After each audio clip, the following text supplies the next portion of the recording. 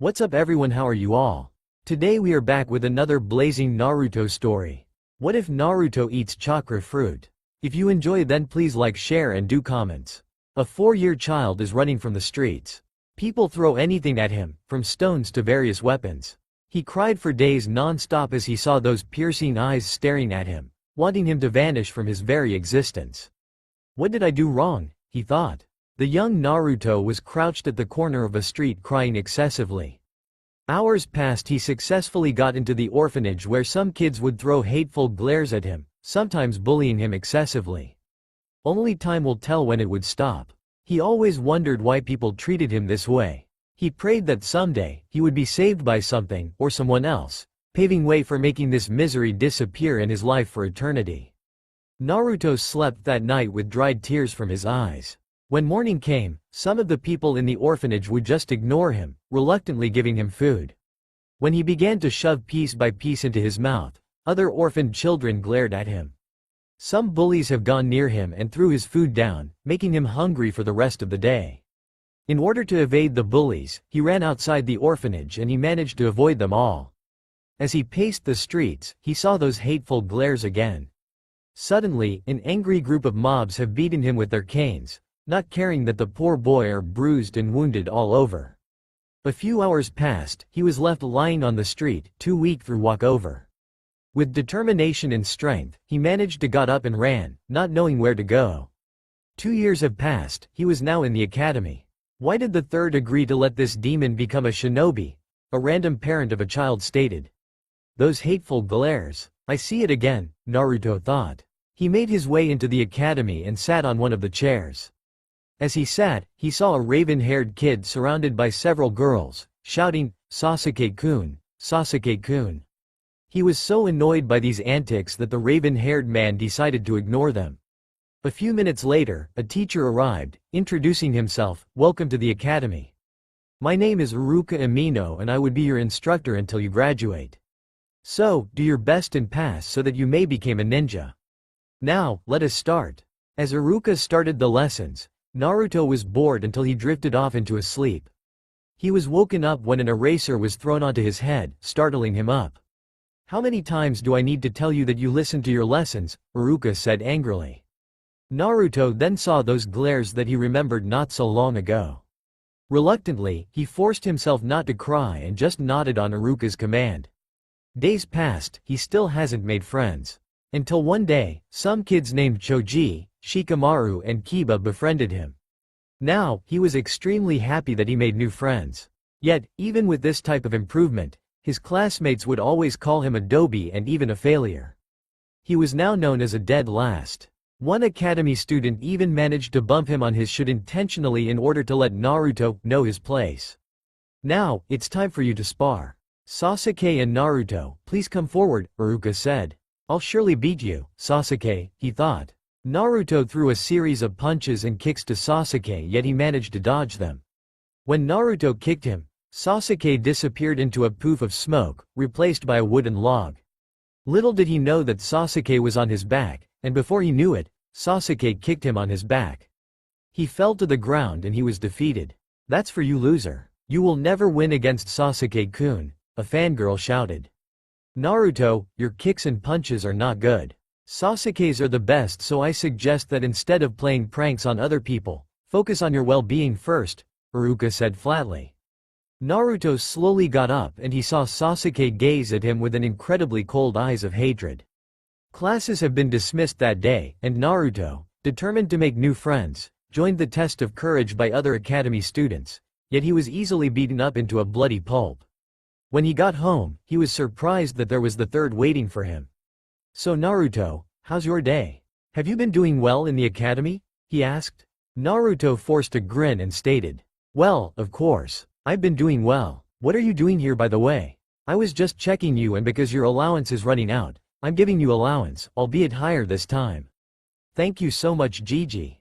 The Sandaime smiled and he got out of the apartment as he said goodbyes with the hyperactive child.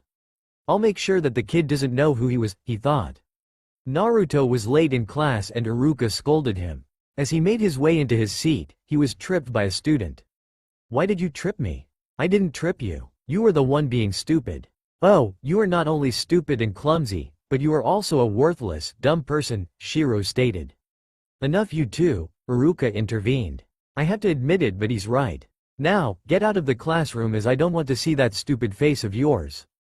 Naruto didn't have time to argue, and with that, he stormed out of the academy. Why do the people treat me this way? What did I do wrong? Iruka-sensei, too. His glare is the same as those people.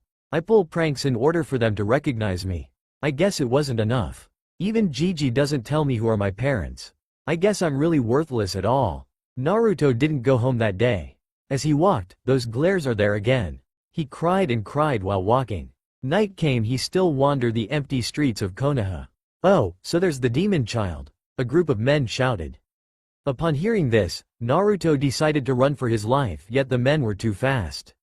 He was punched and brutally kicked upon in his guts. One of them stabbed him. Naruto pleaded to stop, yet they weren't listening. As he was bleeding heavily, he pretended to be dead. As doing so, he felt those men left him. Weak though, he managed to get up and run. Not knowing where to go, he got out of the gates of Konoha and randomly went anywhere, just to get away with the very people who assaulted. Fear was now on his life and he was left tired and lethargic. He was now far in Konoha. Bleeding heavily, he crawled and crawled. Desperately clinging to life, he continued to crawl towards a cliff. He saw silhouettes and at first, he thought there were people, but he realized there weren't any. Thinking that he was safe, he continued. Tired and hungry, he crawled towards a nearby tree and sat down. I want to be strong. I want to be feared. I want to be powerful, he thought. He wanted to make the very people who made him suffer suffer. But how could he do it if he doesn't have power? I will not die like this, he shouted. He forced himself to stand up and held onto the tree. Now, this tree he leaned on was extremely tall and huge. It was otherworldly, and the very presence of the tree is exceptionally overwhelming. With blurry vision, he looked up the tree and saw that it has a huge, glowing fruit. It fell down the ground and rolled near him. Naruto picked up the fruit and he eyed it. The fruit is glowing with a bright white light. The fruit is as big as an apple. Weak and hungry, he decided to eat it. He had bitten it out hungrily and proceeded to swallow all of it. He continued to eat until there was no more. Suddenly, he felt a strange sensation to his body. What is this? He thought. An overwhelming energy encompassed his very form. His blonde hair became extremely long, it had reached the ground. His whisker marks disappeared, his complexion became pale. He grew 2 horns on his head. His eyes became a pale lavender in color and he grew a 3rd eye on his forehead. The 3rd eye has swirls and it has 8 tomo in total. And lastly, instead of his tattered clothes and wounds, it was replaced with an extremely long, white kimono with several tomo on its rims. Just like the one Kagaya wore. Underneath his kimono, he had a white hakama and he wore shoes that are pointed on its tips. Naruto's head ached and 1,000 years worth of knowledge soured through his head. Armed with a slight omniscience, he declared, "Now's the time to make you suffer." He levitated and flew amongst the mysterious dark skies of the night. Soaring high on the night skies, Naruto stopped and contemplated anything that has happened to him. He looked at his hands and he saw his nails grew longer and they turned black. He descended to the ground and walked by near a river. To his astonishment, his appearance is still human but on a completely different one. He felt his overwhelming chakra leaking out from his body. And aside from that, whenever he walked, his extremely long hair would trail down the ground. A group of bandits saw him and they attempted to attack him. Before they could attack him, out of instinct, Naruto's hair raised and began to stab them into pieces. Seeing this, the other bandits fled, but Naruto, grew accustomed to the deed he has done, decided to murder the remaining ones. I didn't expect that I would be this powerful. I still don't know what my real power is, so I'll just stay out of Konoha for a meantime. I don't want that old man to know that I'm more powerful than him now, he thought. Inspecting the bodies of the dead bandits, some of them were still alive yet incredibly wounded. He touched the gravely injured ones and a black mass enveloped them. Naruto felt all of the life force of the bandits transferred into him, thus energizing him. Then, the bodies turned to ash and they were no more. Naruto laughed and laughed at the prospect of him being powerful. He then proclaimed, "Chakra is mine alone." A few days passed, the Anbu continued their search, yet there was no sign of Naruto anywhere. The third Hokage was incredibly worried that maybe someone has kidnapped Naruto and has extracted the Kyuubi out of his body. He sat on his office, scratching his head over the difficult situation. Then, he heard a knock on the door. "Come in." It was Iruka who entered. "I'm the reason why Naruto is lost." Hiruzen, upon hearing this, questioned him. "What do you mean you're the reason the kid is lost?" "I scolded upon being late and having a random student tripping him. I didn't even listen to Naruto and I drove him out. I was so foolish." "How did you know that the student intentionally tripped him? Did you know?" "No. Shiro confessed it to me upon hearing that Naruto was lost." "I see." The third answered solemnly. "I'm giving you a mission. Find Naruto and bring him back here safe and sound." "Yes sir," he replied. "Minato, Kushina, please forgive me. I pray that nothing has happened to your son. I will continuously blame myself if something happens to him." Naruto was flying again and he decided to explore around a little bit. He learned that he could mask his chakra so that no one, even censor or not, could detect its presence. He returned to his original form, yet the third eye on his forehead still remained. That's why he has decided to wrap it up with a turban. It also diminished his ability to use powerful techniques, yet he could still fly and use some awesome ones. As he was flying, he saw a child being glared at by some monks. "So, I'm not alone, huh? Those glares, they give it to that kid, too," he thought. Masking his presence, he flew near the temple and listened to the shouts of monks to the poor kid. "Get away from here, you demonic brat. You're just like your father," a random monk shouted. Sora ran outside of the temple and he sobbed continuously, until he felt someone walking towards him. He turned his head and saw Naruto was staring at him. "Who are you?" "So, you're here to beat me, too?" Sora asked. Naruto didn't answer. He could see hatred in the eyes of this kid, hatred of the people who scorned and threatened to kill him. "What?" Naruto smiled, and he's finally getting interested at this kid who is as the same age as him. Sora, threatened that maybe this kid would kill him, decided to throw some attacks at him. As he was about to attack, Naruto cut him up. "Don't. Unless of course, you want me to kill you," he said calmly with an air of dominance. "What do you want?" Sora shouted. He then attempted to attack Naruto, only it to be thwarted by Naruto's answer. "I've already told you, and I don't like repeating myself. I didn't do anything, just leave me alone," he finally stated. "I know what true suffering is. Suffering is where you experience unpleasant things, being scorned at, and feeling that your very existence is an eyesore to anyone. Those glares that you have received is the same as the ones that I've received. But you, in that situation, wanted revenge, isn't it?" Naruto asked. "Who are you?" Sora asked suspiciously. Sora followed him and they went out of the place. "You will question everything you know," Naruto stated. He then proceeded to transport Sora into an unknown dimension with him and he revealed his true form. Sora felt an overwhelming amount of chakra radiating from this very person. "This is impossible, how did it?" He trailed off as Naruto returned to his original form and transported themselves outside the dimension. He walked with Sora silently, and Naruto wondered who this kid was. Night came. Naruto left Sora alone sleeping and he decided to investigate what was going on this kid.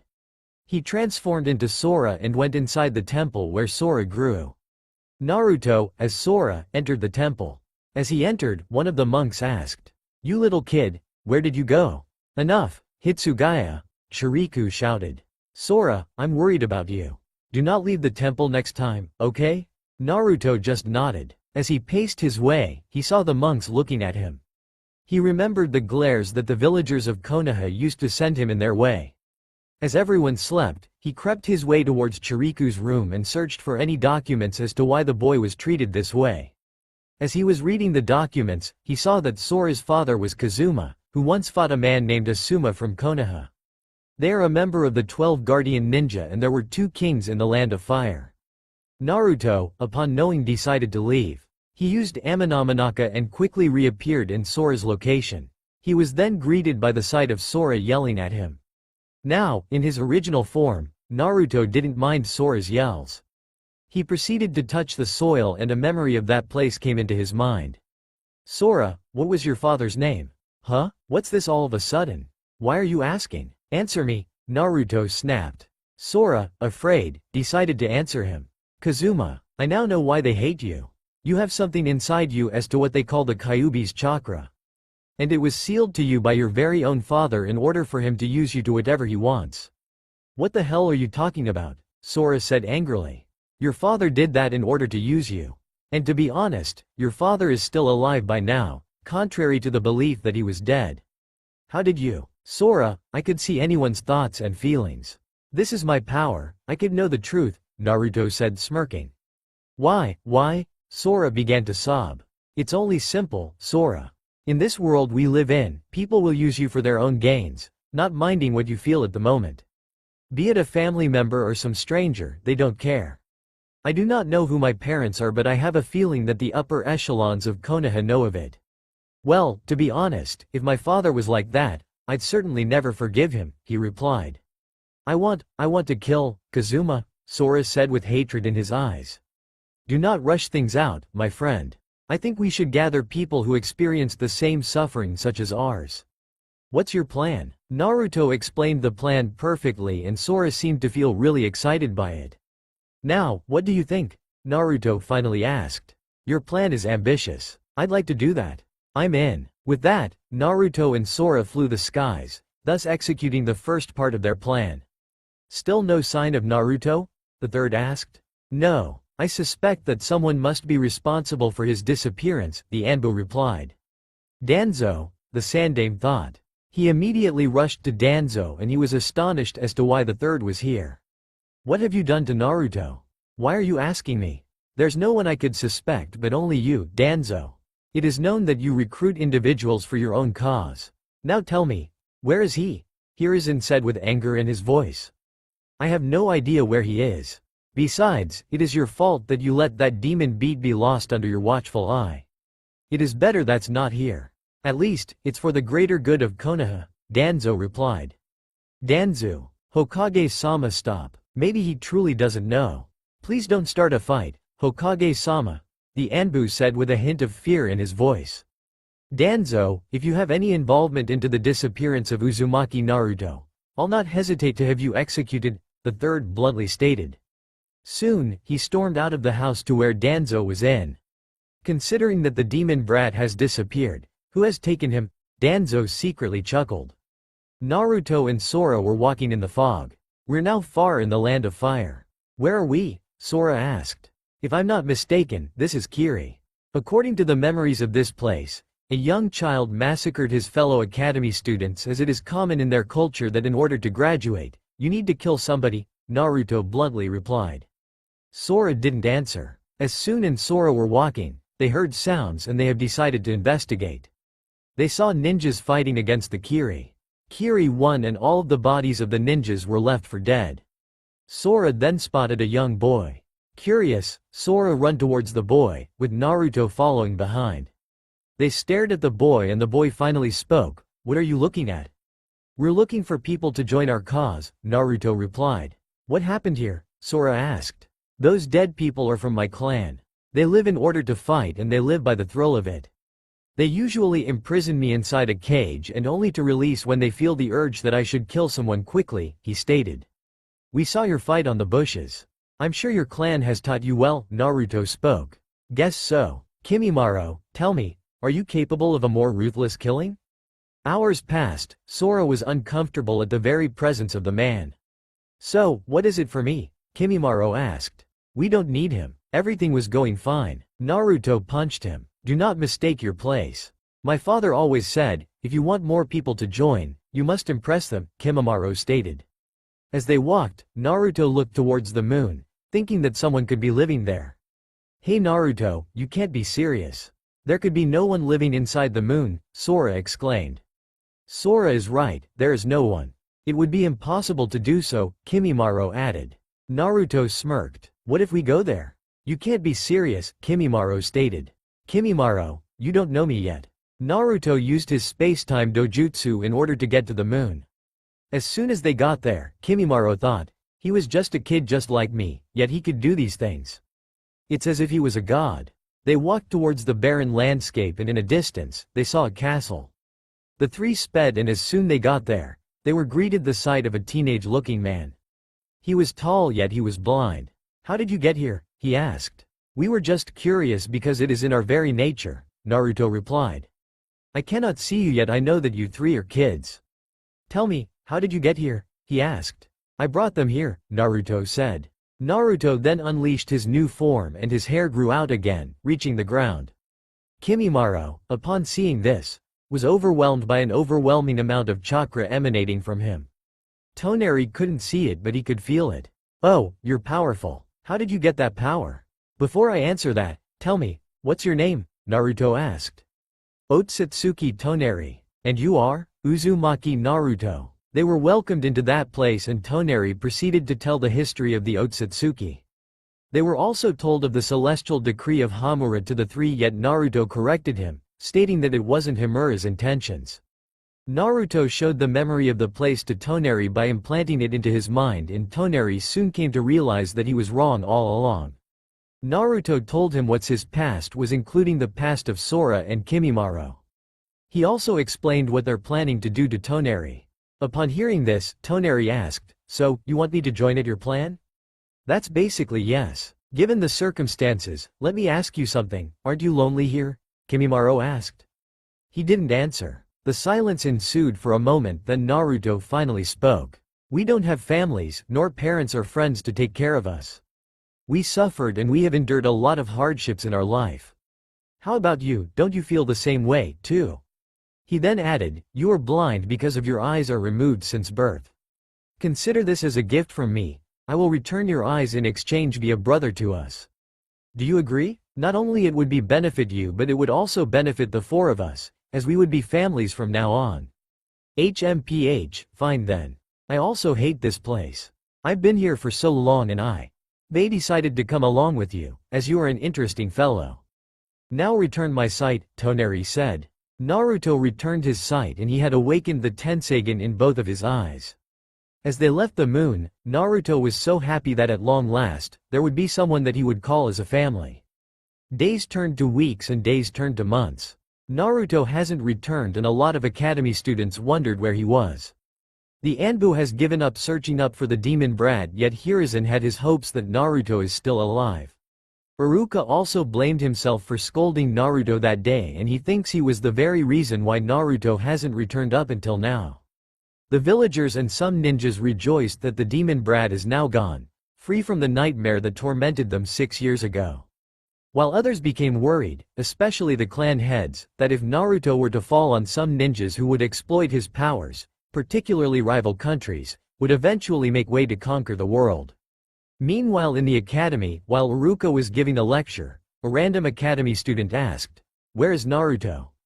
He didn't answer. Instead, he changed the subject and said, "You should not ask about those things in class. You should focus more on your studies and be a great ninja rather than worry about someone else," Iruka replied. The student just nodded silently and continued to listen to Iruka's lectures. "Naruto, what have I done? I should just have given you a chance to explain," he thought. Meanwhile, piles of reports concerning about missing civilians not only from Konoha but from random villages continued to spread panic. Civilians would eventually disappear without a trace. As while they were walking, Naruto would just chuckle about the news.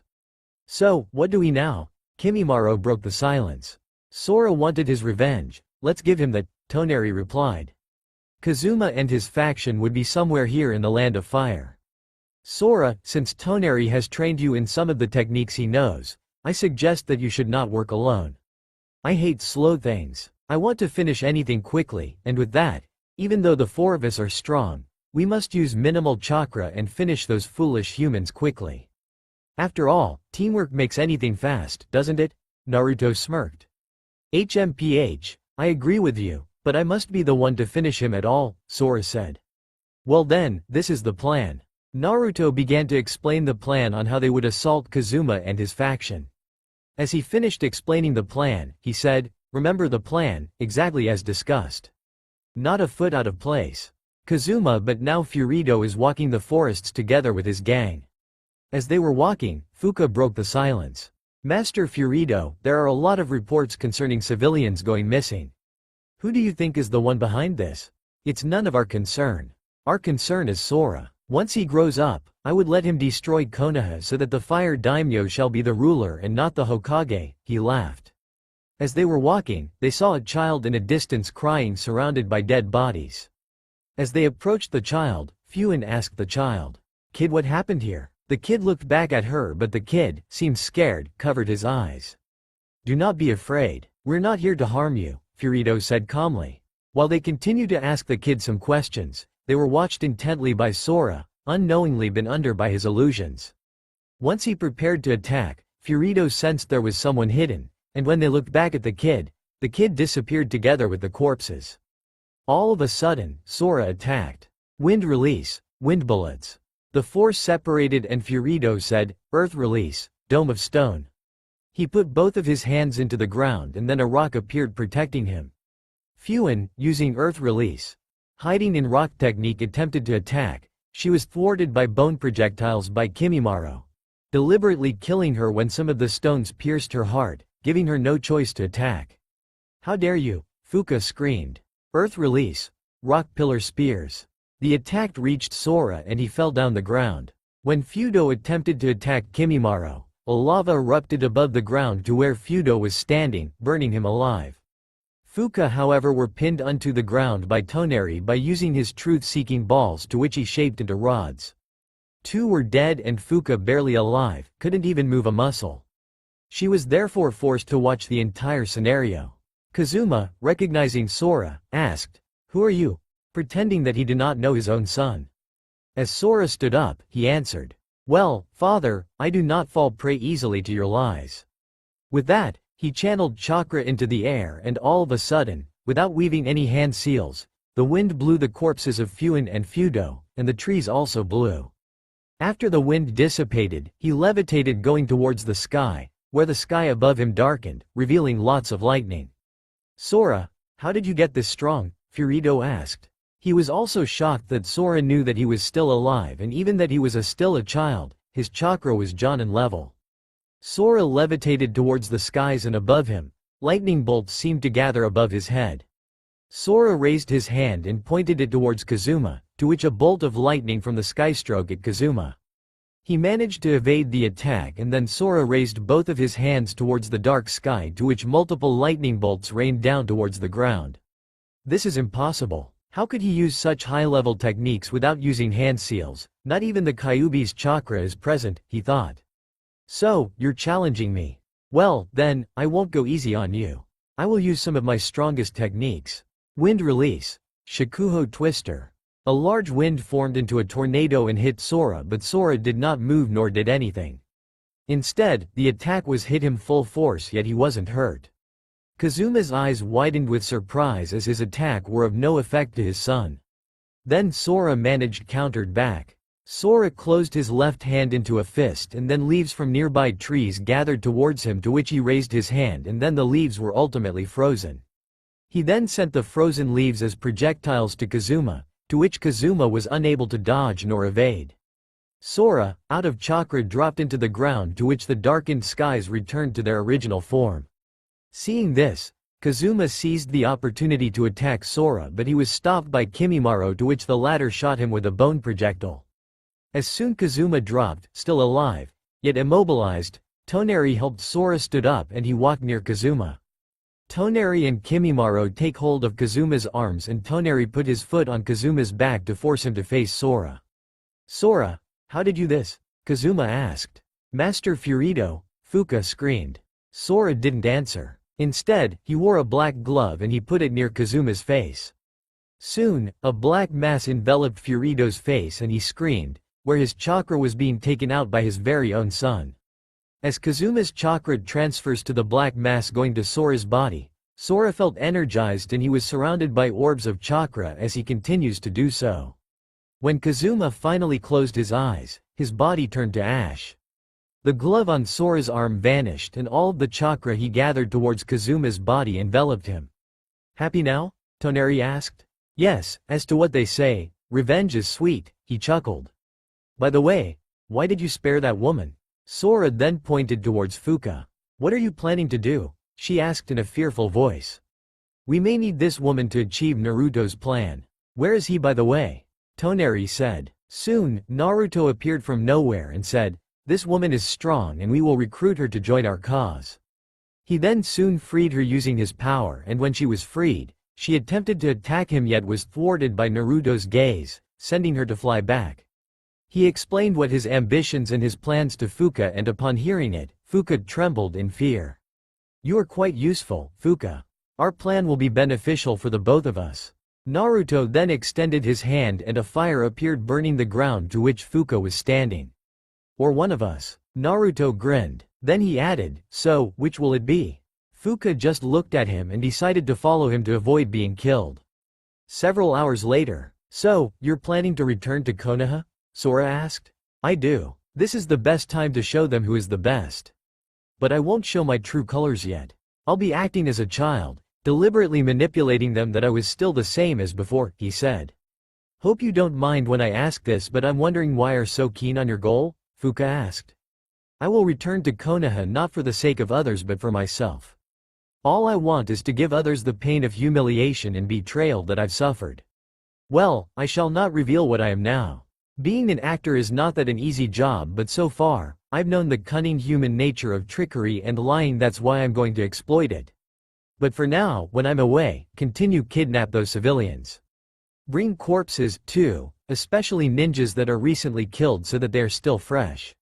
"Bringing corpses is not part of the plan," Kimimaro intercepted. "Corpses will be essential to our plan. I will tell you someday as to when I should use them, but we should seek a hideout to where we could preserve the corpses. Then store them in one of your dimensions," Sora suggested. "Opening and closing the dimensions is an easy task, but I don't want to waste chakra. Besides, if I were to finish anything quickly, the world will know me. That's why, I'll discreetly work in the shadows to avoid being caught, but if I were to be caught, then I shall show them what true despair is." Naruto laughed.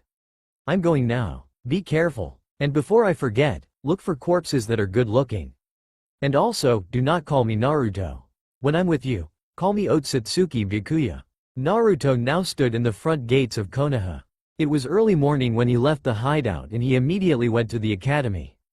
As soon as he entered, he was greeted by the shocked faces of his classmates and even Iruka himself. Naruto, where have you gone? It's been 3 months and you haven't returned. What happened to you?" Iruka asked worriedly. "I was hiding. I've been hiding here in Konoha for a meantime, so you aren't going to see me. I've decided to never go into the academy again, but now, I've realized that being a shinobi is important so that you could save people's lives," Naruto replied calmly. "We're going to the third," he said. "Third Hokage's office. Don't you know how much you've caused an uproar? Don't you know that you've worried me? I've sent several ninjas to track you, but they did not find you. I've almost thought you were dead," Hiruzen scolded. "I'll not do it again," Naruto replied with a hint of a sad voice. As Naruto exited the Hokage office, he smirked. Things are going well according to the plan. Naruto, despite being different, having gained slight omniscient knowledge and unrivaled power, still continued to disguise himself as some idiotic ninja who would pull pranks and disrupt classes in order for him to know who really hates him. After all, this was a part of the plan. Toneri and Kimimaro would often come to his apartment secretly to discuss their grave robberies and the kidnapping of some civilians.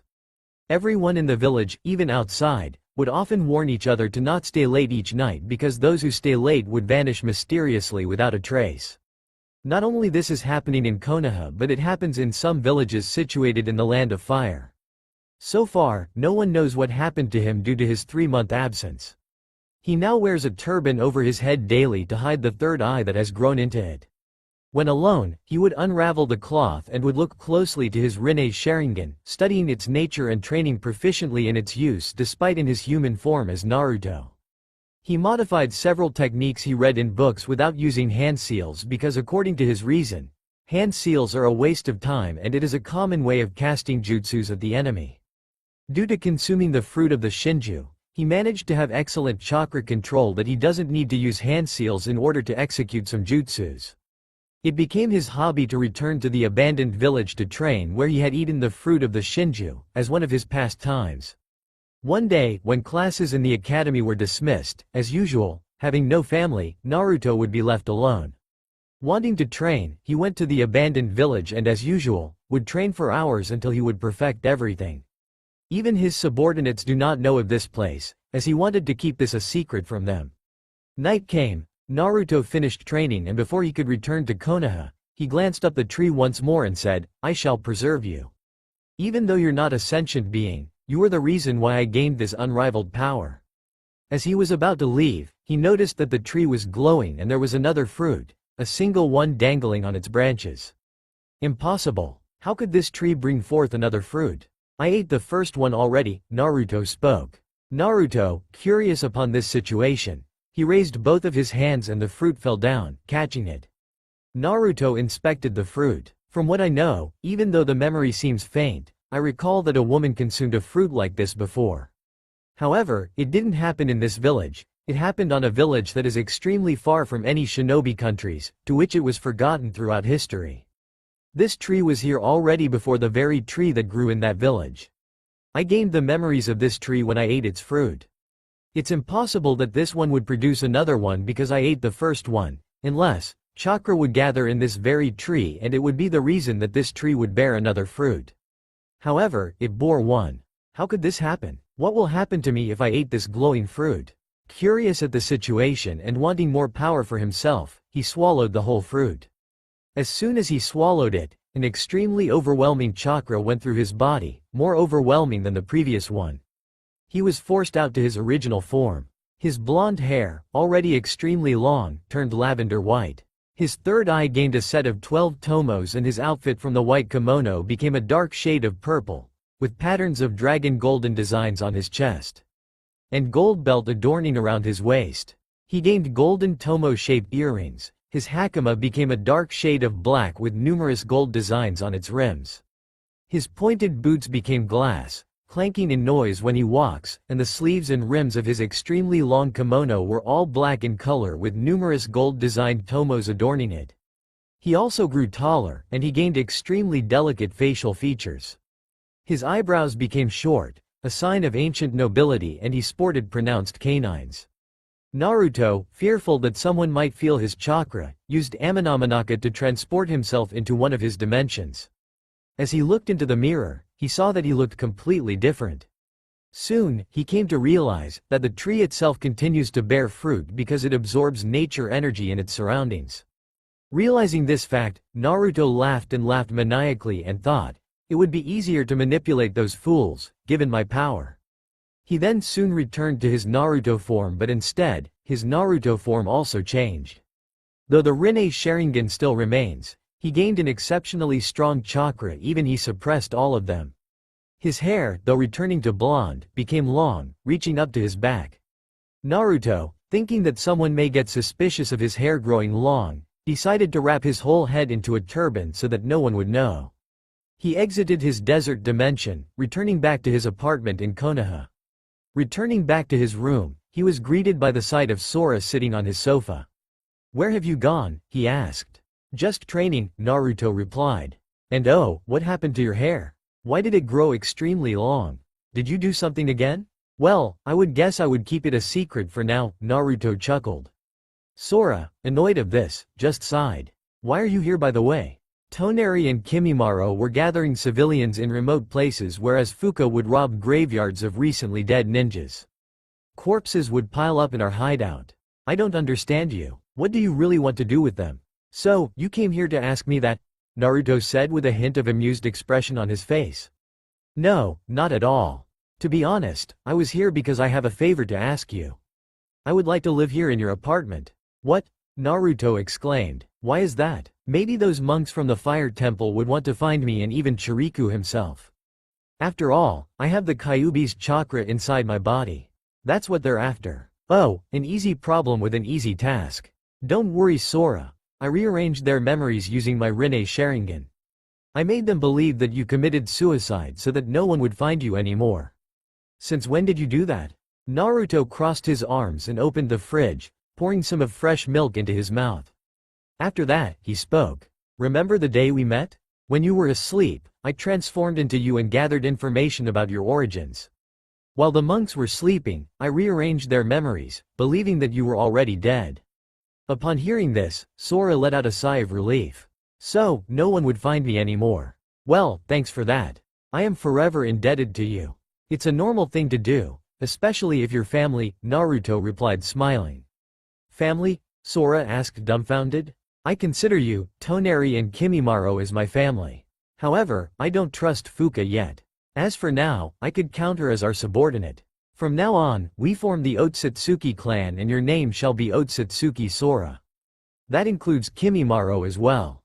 If I feel that I already trust Fuka, then I shall give the title of an Otsutsuki to her, and she would be a part of our clan, Naruto explained.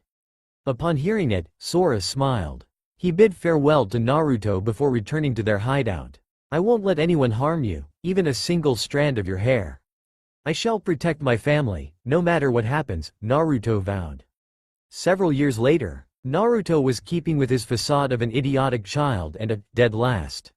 He was running the streets of Konoha with some ninjas chasing him because he painted the stone faces of the Hokages in the monument. When some ninjas were running, they haven't seen him because he covered himself up with a cloth that he managed to camouflage himself up. Upon releasing the cloth, he was seen by Iruka. Iruka-sensei, what are you doing here? He was dragged by Iruka going to the academy. A few moments later, Naruto was tied up in front of his classmates, and Iruka scolded him. Instead of skipping classes and doing some of your pranks, pay attention to your well-being. You have failed your tests and your last test. He then added, all of you, even to those who passed, should do the transformation jutsu. Naruto was standing with Shikamaru and Ino on his side. It's your fault, Naruto, that we're doing this again, Ino exclaimed. Not only you were a dead last but your blue turban and an orange jumpsuit makes it look worse. How troublesome, Shikamaru muttered. Like I care, he said loudly. Then in his mind, don't worry, I'll show you the right time when I could show my abilities. You're nothing but pests in my life. Haruno Sakura, please step forward, Iruka said. Transform. Sakura has transformed into Iruka and then she returned to normal. Well done, Iruka complimented. Did you see that Sasuke-kun? Sakura said shyly, whilst the inner Sakura shouted. Yes, he has seen my abilities. Next, Uchiha Sasuke. While the girls were screaming, Sasuke transformed into Iruka and then he returned to his form. He was then complimented by Iruka. Uzumaki Naruto, next. Do your best Naruto-kun, Hinata thought. Transform. Naruto has transformed into a nude woman, and Iruka seeing this, was blasted out with his nose bleeding. Naruto transformed back and he was laughing. I call it the jutsu. Idiot, don't make stupid jutsus such as that. Hours later, he cleaned the Hokage stone monuments with Iruka waiting for him to finish. You're not going home until you finish all of that, he said. Tisk, I don't care how many hours would I finish this thing. No one's waiting for me at home anyway, Naruto replied. Iruka stared at him and he remembered that he, too, grew up to be an orphan, with no one's waiting for him nor loving him. Hey Naruto? Naruto looked up and replied with an annoyed face, what? What if you finished all these? I will treat you to the Ichiraku ramen stand. Naruto eyed him and he replied, no thanks. Iruka, shocked upon hearing this, asked, why? It's none of your concern, I'd rather sleep at home. I'm in no mood for ramen today. Iruka was surprised that for the first time, Naruto declined ramen. Iruka-sensei, could you just leave for now? Everything will be finished if you're not here. I'm bothered by your very presence here, he said bluntly. Iruka was at loss of words. He didn't know what to say to Naruto, as Naruto himself grew colder and his tone of speaking changed. He nodded and reluctantly left. As soon as he left, Naruto used his powers to take off the mess he has made. And then, Fuka appeared. Byakuya-sama, I've gathered 10 civilians in total. Would you do your usual routine? Naruto smirked at her and replied, of course, why would I abandon that? Naruto followed Fuka out of the village and all 10 Konoha civilian citizens were tied up. The demon brat, one of the citizens muttered. I don't know why you call me such thing but remember, the day you die today will be the day my hunger be satisfied, he smirked. Naruto turned his hands into a mysterious black mass and all of the 10 civilians were screaming, their life forces were sucked. As Naruto was finished sucking their life forces, all of their bodies turned to ash. Satisfied? Fuka asked. A little bit. By the way, do not kidnap Konoha civilians for a meantime, even outside the village. We've kidnapped a lot of civilians for several years and I would like to stop for a while. The third is getting more and more vigilant. I recommend that we temporarily stop. I would not risk getting a member of an Otsutsuki be caught and tortured, he replied. Then, would you devour ramen even it disgusts you? It's my former favorite food. Even my hunger would be quenched. Chakra is much more delicious. Civilians and ninjas have chakras in their bodies, except the civilians do not know how to use it. For now, I'll subsist on that stupid Ichiraku for a meantime. Fuka grinned. Well then my lord, I should leave. Naruto nodded and went back to his apartment. The next day. Today, you shall do your test, the clone technique. It's a requirement for graduation, Iruka stated. I heard that it was Naruto's greatest weakness, Kiba muttered. Yeah, a random academy student replied. As students were lining up for the test, Naruto waited and waited. Each of the students was successful and he was tired of waiting in line. Naruto, you're next, Mizuki said. Naruto walked towards them and he didn't do any hand signs, instead a clone of his appeared beside him. Naruto, what did you do? Mizuki asked dumbfoundedly. I developed a way where I could execute the clone technique without using hand seals. They're a waste of time, he replied. Iruka saw Naruto's change of demeanor and he forced a smile. Naruto, you passed. Here's your forehead protector. He received it and immediately walked outside of the school. Iruka has gone to the third and he talked with him that Naruto suddenly changed his attitude from yesterday. Is there any reason for the sudden change? The third asked. I don't know. I guess I should talk with him about it, Iruka replied. Night came. Naruto went outside of the village, going back to the abandoned village to check if the Shinju has bore another fruit. He discovered that the Shinju produces fruit every 3 months and he has done everything to protect it, placing jujutsus into it to prevent anyone from accessing it. As he was thinking about these things, he saw Mizuki running. Naruto? Mizuki asked. Mizuki-sensei, what are you doing here? Before Mizuki could reply, Iruka suddenly appeared. Mizuki, return the forbidden scroll already. No, I wouldn't. This scroll would make me more powerful, he laughed. And oh, by the way, if you continue to chase me, I will reveal the truth to this child, he said. Truth? Naruto asked. What truth? Mizuki, no, Iruka shouted. 12 years ago, a monster fox appeared in the village. It continued to ravage anything and kill innocent civilians. That monster fox, was you, Naruto.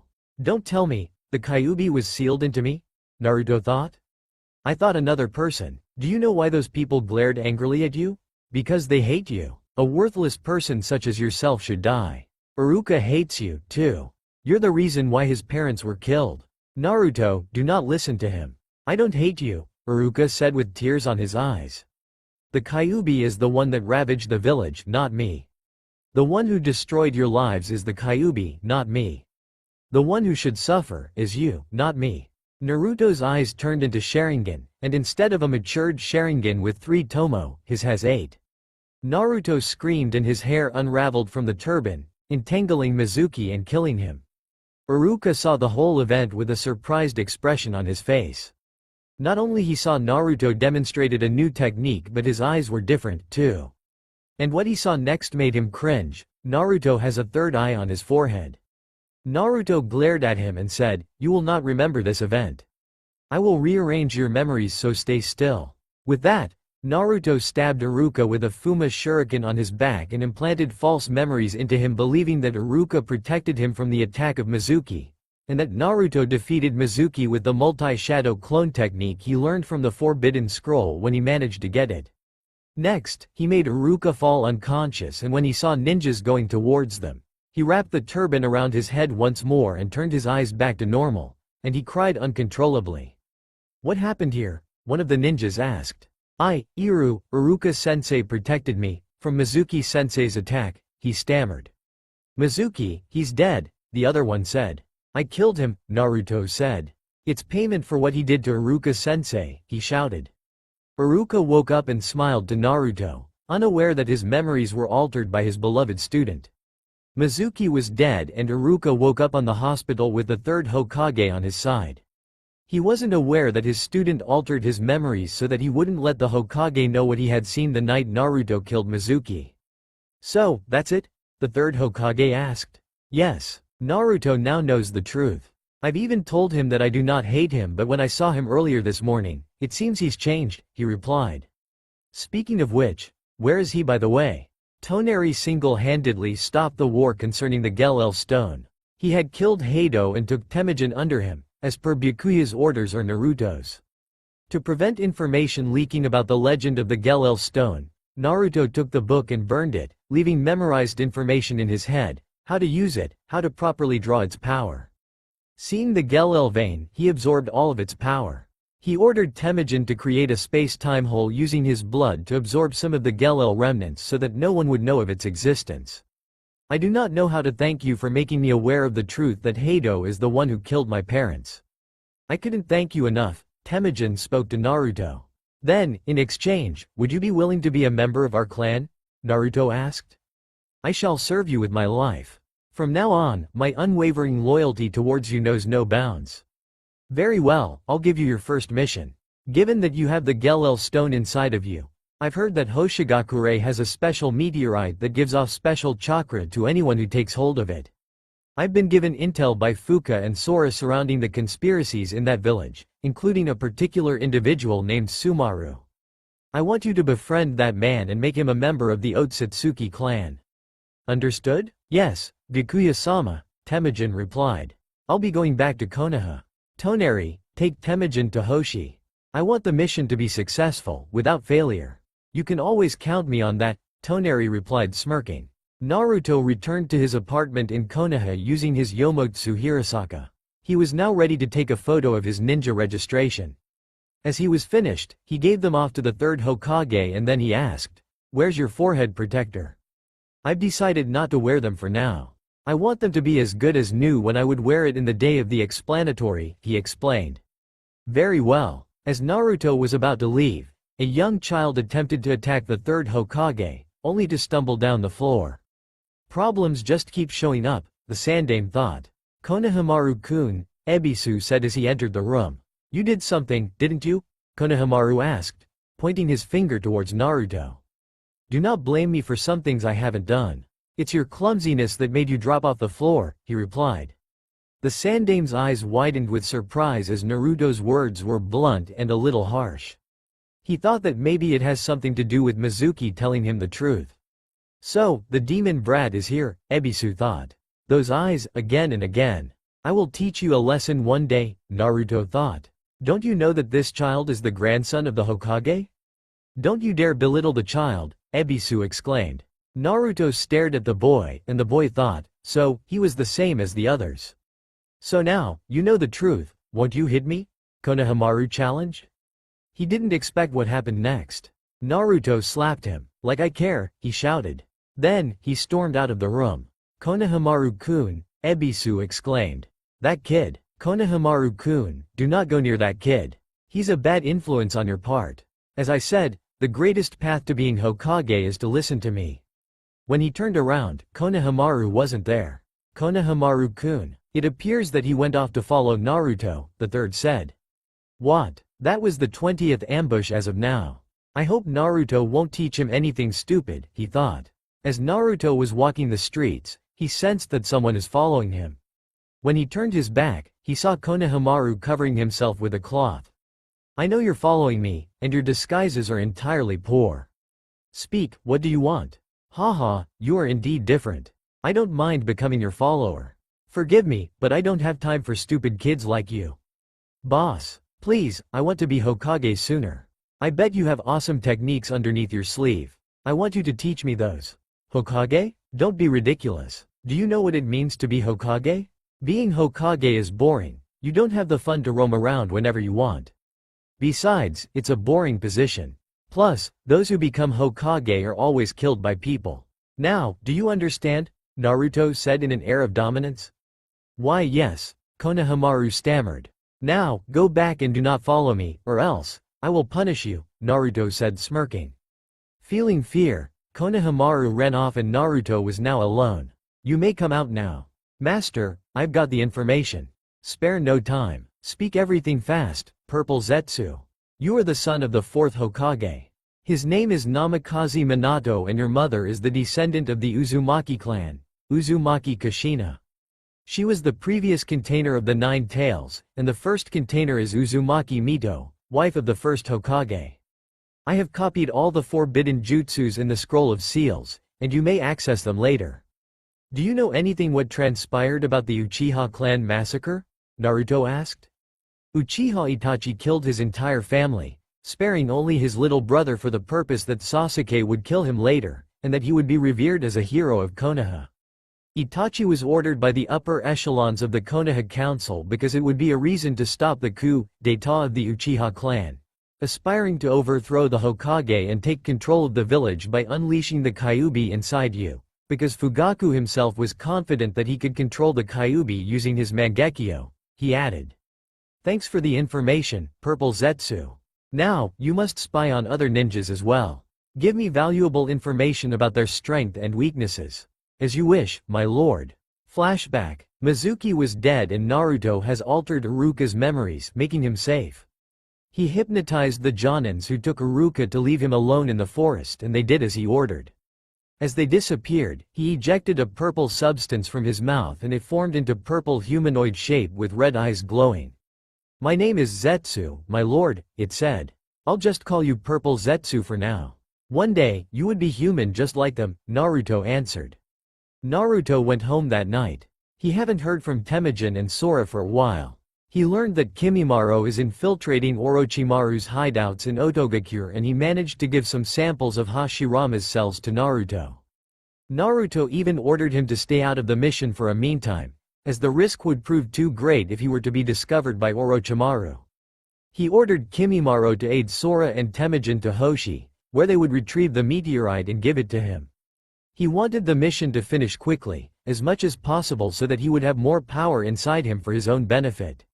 He went to his room and he stared at his reflection in the mirror, and noted that it's the right time to break off his facade. During the explanatory day, everyone shall be surprised of his new appearance and attitude. Day of the explanatory. Naruto discarded off his orange jumpsuit. Instead, he now wore a black turban, covering his entire head, not a single hair strand could be seen, and black robes with a sash wrapped around on his waist. Just like the one Toneri Otsutsuki wore in the movie when he marries Hinata. He went into the academy. As soon he entered the classroom, everyone looked at him, as if he's trying to catch the attention of anyone else. As he sat down on his seat beside Sasuke, Shikamaru greeted him. I've never expected that you will be able to graduate. And it's quite surprising you're not noisy today. Did something happen? Naruto didn't answer nor stared at him. Instead, he pulled off a book and began to read.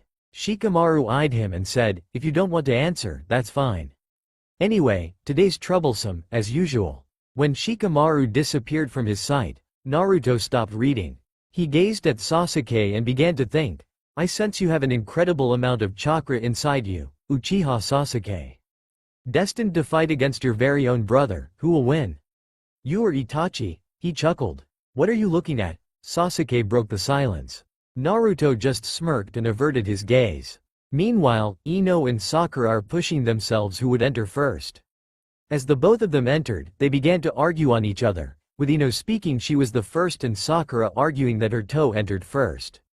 Annoyed by each other, they just decided to enter anyway. As Sakura saw Naruto, complete with a change of outfit, she said, Naruto, do you have plans of impressing some girls here? He didn't answer. Instead, he stood up and bumped Sakura on her shoulder. Hey, don't turn your back on someone who's talking to you, she exclaimed. As she was about to hit him with her fist on his head, Naruto spoke. Don't, unless of course, you want me to fight you. He then faced Sakura with a serious look on his face. Sakura was surprised by the way Naruto speaks but dismissed it as his way of acting cool. Little did she know that this was the real Naruto. The facade of an old Naruto has already faded away. Several minutes later, Team 7, Uchiha Sasuke, Haruno Sakura, Uzumaki Naruto, Iruka spoke. As Iruka was speaking about the other things, Naruto was busy thinking about the situation in Hoshigakure. He hasn't heard reports from his subordinates concerning about the meteorite. This is going to be harder, he thought. As Naruto, Sasuke and Sakura now in a room, waiting for their sensei, he was also thinking of Fuka's whereabouts. She has gathered over 227 fresh corpses, and they have been kept in their hideout in Uzushio, situated in the land of the whirlpools. He smirked that the time is near to use those corpses. He has also faith with Purple Zetsu to gather DNA samples of the dead Pakura and Izuna Uchiha, as he knows he would succeed without fail. 3 hours passed, a silver-haired Jonin arrived. The three looked at him with an annoyed expression on their faces. "Took you so long," Naruto muttered. He looked at his new students and said, "My first thoughts on you three, you're a little depressing." Naruto didn't falter from his statement nor flinched. "I'm your Jonin sensei, meet me on the roof and we'll get started." He soon disappeared in a cloud of smoke. The three left and went to the roof. Sasuke and Sakura noted to themselves that Naruto was entirely quiet. He didn't seem to speak, even at them, speaking only when something's important. As they were sitting on the ground, Kakashi suddenly appeared. "Now, I need an introduction," he spoke. "Sensei, what kind of introduction shall we speak?" Sakura asked. "You know, just the usual stuff. Things you like, things you hate, dreams for the future, hobbies. Things like that." Naruto looked at him impassively and said, "Why don't you introduce yourself first?" "Me, I'm Kakashi Hatake. Things I like and things I hate. I don't feel like telling you that. Dreams for the future. Never really though about it. As for hobbies, I have lots of hobbies." "Well, that's it. All we got is your name," Sakura said irritated. "Now that I've introduced myself, why don't you start off, the one with the turban? I want the others to introduce themselves first and I should be the last." "Why? As to what they always say, I'm a dead last, and a dead last needs to be the last and not be the first, so to start things first, introduce those who were always the first." Kakashi was surprised at his words. He decided to shrug them off for now. "Alright, because you don't want to introduce yourself, let's start off with you, Pinky." "Well, I'm Haruno Sakura. She threw up a glance at Sasuke. "I like syrup-coated anko dumplings. I don't really dislike anything. My dreams, I never really thought about it beyond. Well," she threw another look at Sasuke and softly giggled to herself. "And the things I hate, Naruto. Girls these days are more interested in love than to be a ninja," Kakashi thought. "I've known it since from the very beginning, you hate me.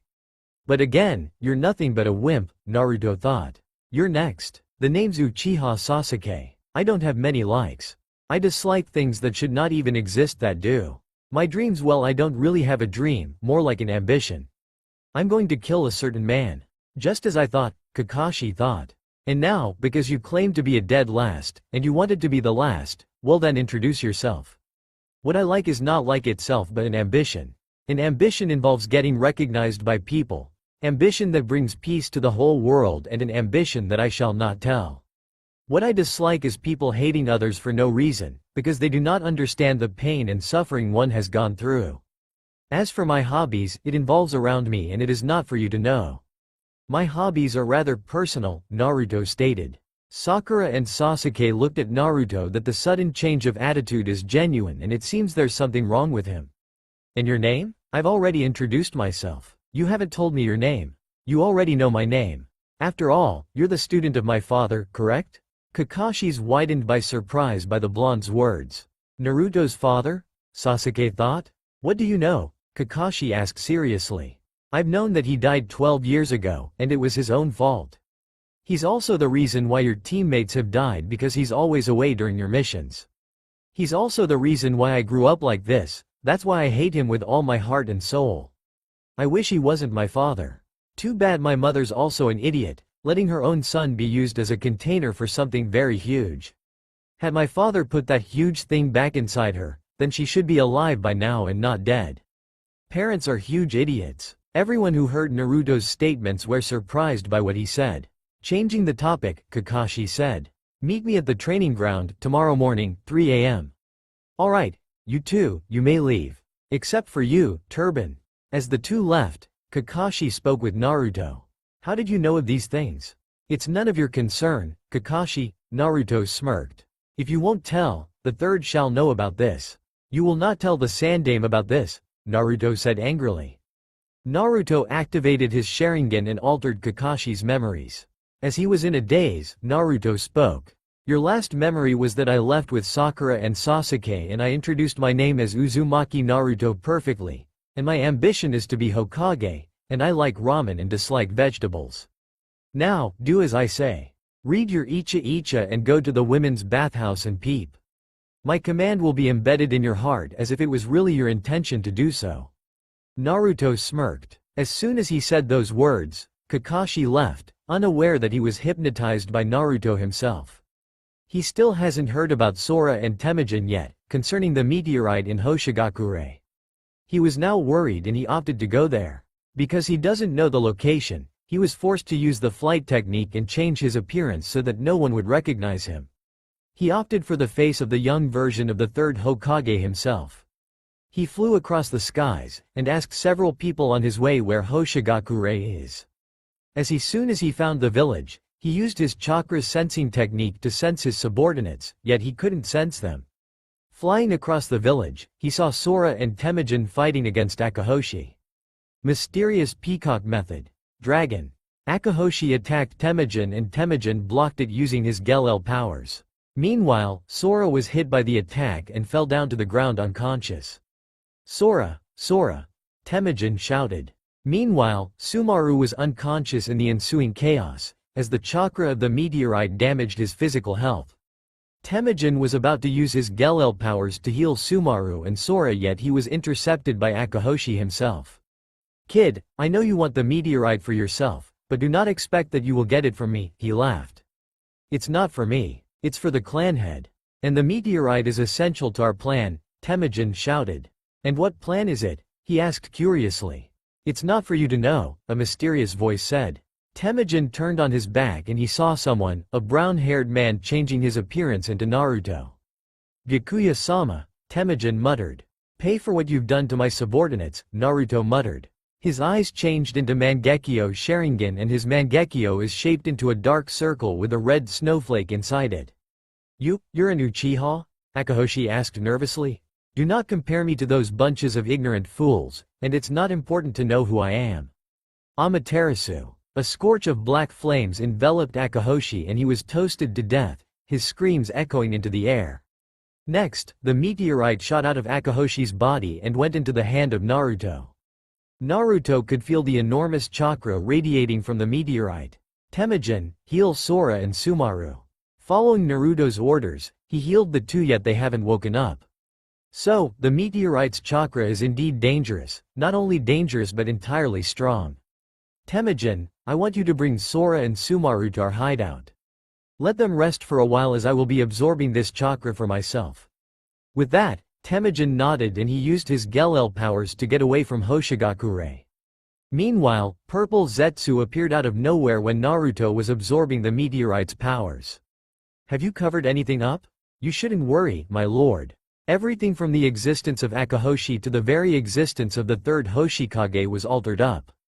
I've also altered the memories of the citizens, believing that Akahoshi died due to an illness and the meteorite has been destroyed because of overusage. Very well, Purple Zetsu. You're reliable as always, Naruto said, smirking. As Naruto finished absorbing the chakra of the meteorite, it exploded. With the powers of the Shinju, the Gelel and the meteorite, they shall fear Otsutsuki Bikuya, he grinned. Young master, before you leave, do you have any orders? Oh, speaking of which, I want you to track one of the legendary Sannin, Tsunade. And also, I want you to investigate the family roots of the Senju. We might as well find some interesting DNA samples that are not known by people in this world, he spoke. Or perhaps, other dead Senju asides from Hashirama and Tobirama, he added, smirking at Zetsu. As you wish. Then Purple Zetsu disappeared. Naruto flew going to the Shinju near the cliff with the abandoned village to check if the tree has bore another fruit. As soon as he got there, he smiled. He reminisced about the moments that for the past 6 years, he would go to the village and eat the fruit it produced at the end of every 3 months. Each time he eats the fruit, the amount of chakra he possesses increases, yet his overall form did not change. As he neared the tree, he saw that it produced another fruit, but this time there's something strange about it. He wondered why the color of the fruit has changed. The fruit has become golden in color. Deciding not to eat the fruit for a moment, he decided to explore the abandoned village, as he hasn't explored them before. The village itself was in ruins and there were castles that were still in its original state, yet one could tell that the castles were already old because vines have grown over its walls. Naruto explored and he entered one of the castles. Curious for the history of the place, he searched for some documents and he saw a room where ancient records of the place were stored. Land of the Dead. The tree has been here for at least 3,000 years. We were also surprised when there was another one that grew in the land of ancestors 100 years ago. The tree is not new and we began to call this place the land of the dead because anyone who would dare come here would die under mysterious circumstances, Naruto read. What is this? Naruto began to search for several documents until he saw something that made him grin. It's forbidden to eat the fruit as it would bring death to anyone else. However, I disagree from that very idea. I believe that when someone eats the fruit, one would gain powers that would make them conquer the world. One day, when I came near the tree, its fruit fell down but I decided not to eat it. I just kept the fruit for myself and put it inside a box. After a day, I've noticed the fruit has withered and it became ash. I came near the tree once again but distanced a little bit, afraid that I would die. I began to survey the tree on a daily basis but nothing has changed. 3 months have passed, I came back and I was surprised that it bore another fruit. When I came back the next day, it was totally gone. Soon, I've discovered that the tree produces fruit at the end of every 3 months and it prompted me to study more of it. Yesterday, there was a fruit hanging on its branches and I took the time to survey the area. I was surprised when I found a secret passage and I saw that the tree has a pulsating object. I don't know what the purpose of the pulsating object is but I've concluded one thing. Anyone who eats the fruit would gain unrivaled power, yet if the fruit weren't to be eaten on the day it blooms, the next day it disappears. Quite the information, huh? I've known the fruit harbors fruit every 3 months but I didn't expect that it would be recorded here. Plus, additional information, Naruto muttered. Gathering some of the documents, Naruto flew back to the tree and searched for the secret passage. It took him no time to search it and then he saw the secret passage. He entered it and saw that the surroundings were surrounded with a purplish light and he heard beating inside the tree. He searched for it and saw that the pulsating object that the document talks about is the heart of the tree. He touched the heart, and he was thrown back by a mysterious force. What is this? This power is much more powerful compared to the one I have, he muttered. Naruto soon realized that the heart of the tree absorbs nature energy from the surroundings, and the reason that a lot of people from foreign lands die is that because the heart absorbs their life forces. He then reread some of the documents finding some info and saw one that made him more eager to learn more about the tree itself. The tree would not absorb the nature energy or life forces of humans when it has fruit on the last day of every 3rd month. Thus, one is safe to come if the tree has a fruit. He scanned some passages and he found one interesting piece. Legends say that when the tree bears a golden fruit, stay away immediately, as the tree would blast you into oblivion. Ho, they made it exaggerating, huh? Suddenly, the heart glowed and it began entangling Naruto, absorbing the chakra he has. Is this tree sentient or something? He asked aloud. The heart gathered the chakra inside Naruto yet he managed to escape its clutches. Naruto was left weakened and he felt the chakra inside him disappearing. He couldn't fight the tree itself, that's why he went out immediately. As soon as he got out, the roots grew out everywhere and tried to capture him, desperately advancing to continue suck his chakra. I have no match for this tree, he muttered. Then a thought came into his mind. He wanted to devour the golden fruit. Lots of my chakra has been taken by this tree, and because the tree has taken it, I've decided to eat its golden fruit. I don't care whether I die or not, I would risk everything for power, he exclaimed. Before the roots could entangle him, he used Yomotsu Hirasaka and aimed for the fruit. He was intercepted by several branches and he dodged them all. He used his newly acquired Mangekyo Sharingan and used Amaterasu to burn down its branches and roots. As his way was cleared out, he quickly used Yomotsu Hirasaka and grabbed the fruit. Eating all of the glowing golden fruit, he felt the absorbed chakra returning to him. Not only his absorbed chakra returning but it tripled in amount. Aside from that, he was surprised that the tree exploded and the tree's heart was left pulsating in its place. Coming near the heart, he tried picking it up, only for it turned into a bright purplish energy ball and entered his body. Naruto felt himself more powerful than before. His true form with the lavender-white hair became silver with streaks of purple and white. His horns became golden in color. His clothes now consisted of black and golden robes adorned with silver dragon-like designs on the ends. Underneath his robes he wore loose black pants emblazoned with several intricate white abstract lines and his glass boots became obsidian. His eyes became a light shade of purple with golden specks in it. Instinctively, his eyes turned into inhuman in appearance, having a pentagram as an iris with several intricate designs on it and a heavenly body that looks like the moon as his pupil as a new dojutsu. Naruto did not go home that night. Instead, he spent the rest of the night in one of his dimensions, his favorite the ice dimension, where he would gaze at the snow-filled mountains and enjoy the snow itself. Not only he would enjoy the snow, but he's free to roam around the dimension in his true form. He decided to continue study his newfound powers, to which it included his Gelel stone powers, the meteorite's powers and lately the destroyed Shinju. He cut off his own arms and then it regrew back into place. Happy with this quick regeneration process, he thought to himself that he was entirely immortal.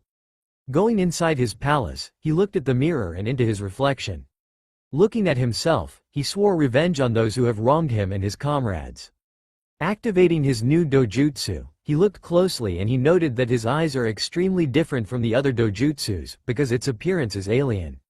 Deciding to discover its real powers, he tried it, where there appeared a glyph similar to the look of his dojutsu and a creature has been summoned.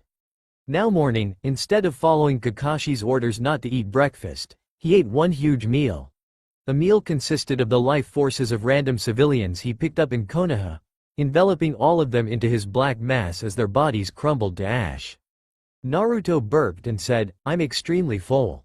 Feels so good." As news by Purple Zetsu to him, lots of Anbu were investigating the disappearances of various civilians under orders from the Hokage. They haven't even found a clue as to whom or what causes them to vanish. Not a single corpse could be seen, and civilians in Konoha fear for their lives that maybe they're the ones next. That's the reason why the Hokage implemented a law a few years back never to roam at night. Even the number of missing civilians was gradually decreasing. Hiruzen remained vigilant, and Naruto smirked at the gesture of this, as he was the reason why some civilians in Konoha vanished, not only in Konoha but in other villages in the Land of Fire as well.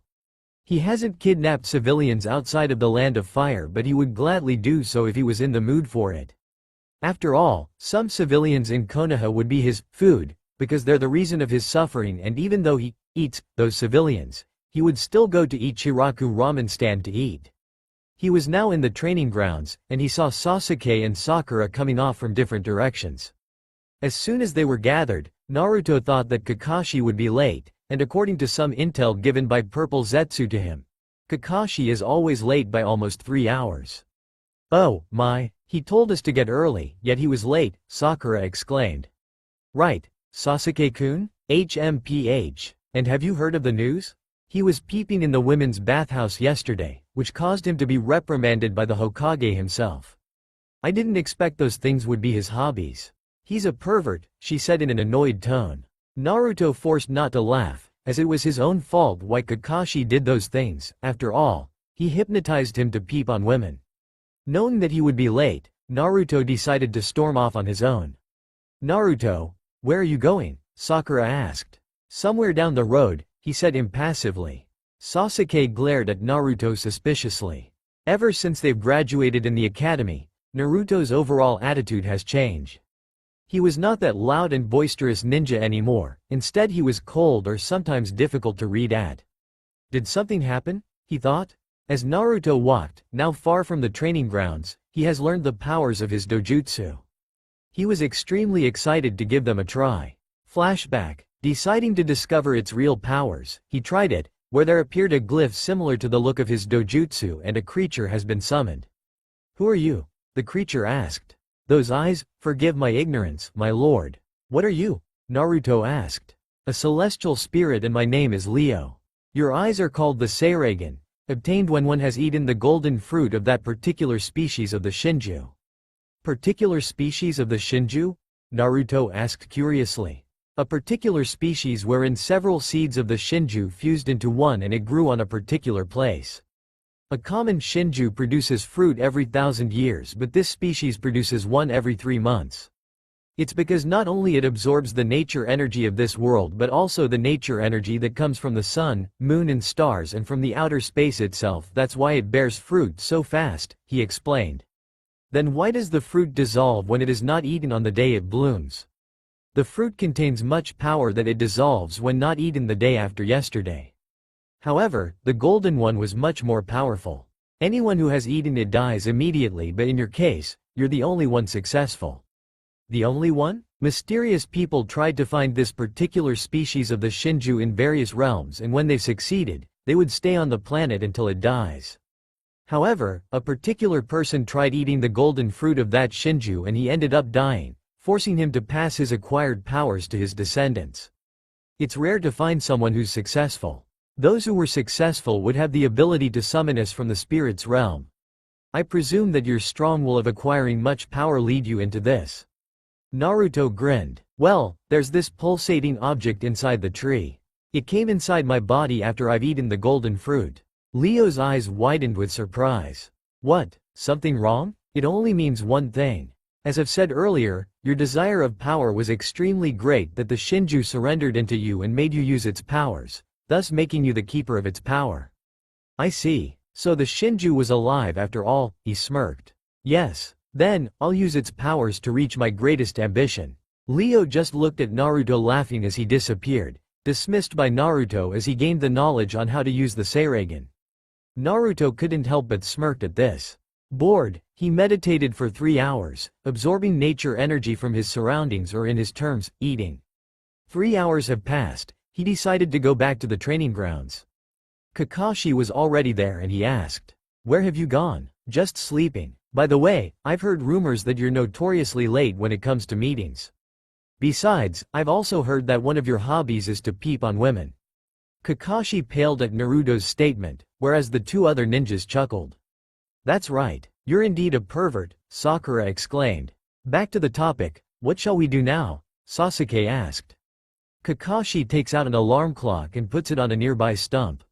Then he takes out 2 silver bells. "All you need to do is get these 2 bells from me. Do that, and you'll be officially a genin," he said. "But sensei, there are only 2 bells," Sakura replied. Kakashi nodded and Sakura and Sasuke's faces showed duress, whereas Naruto began to smirk at the statement.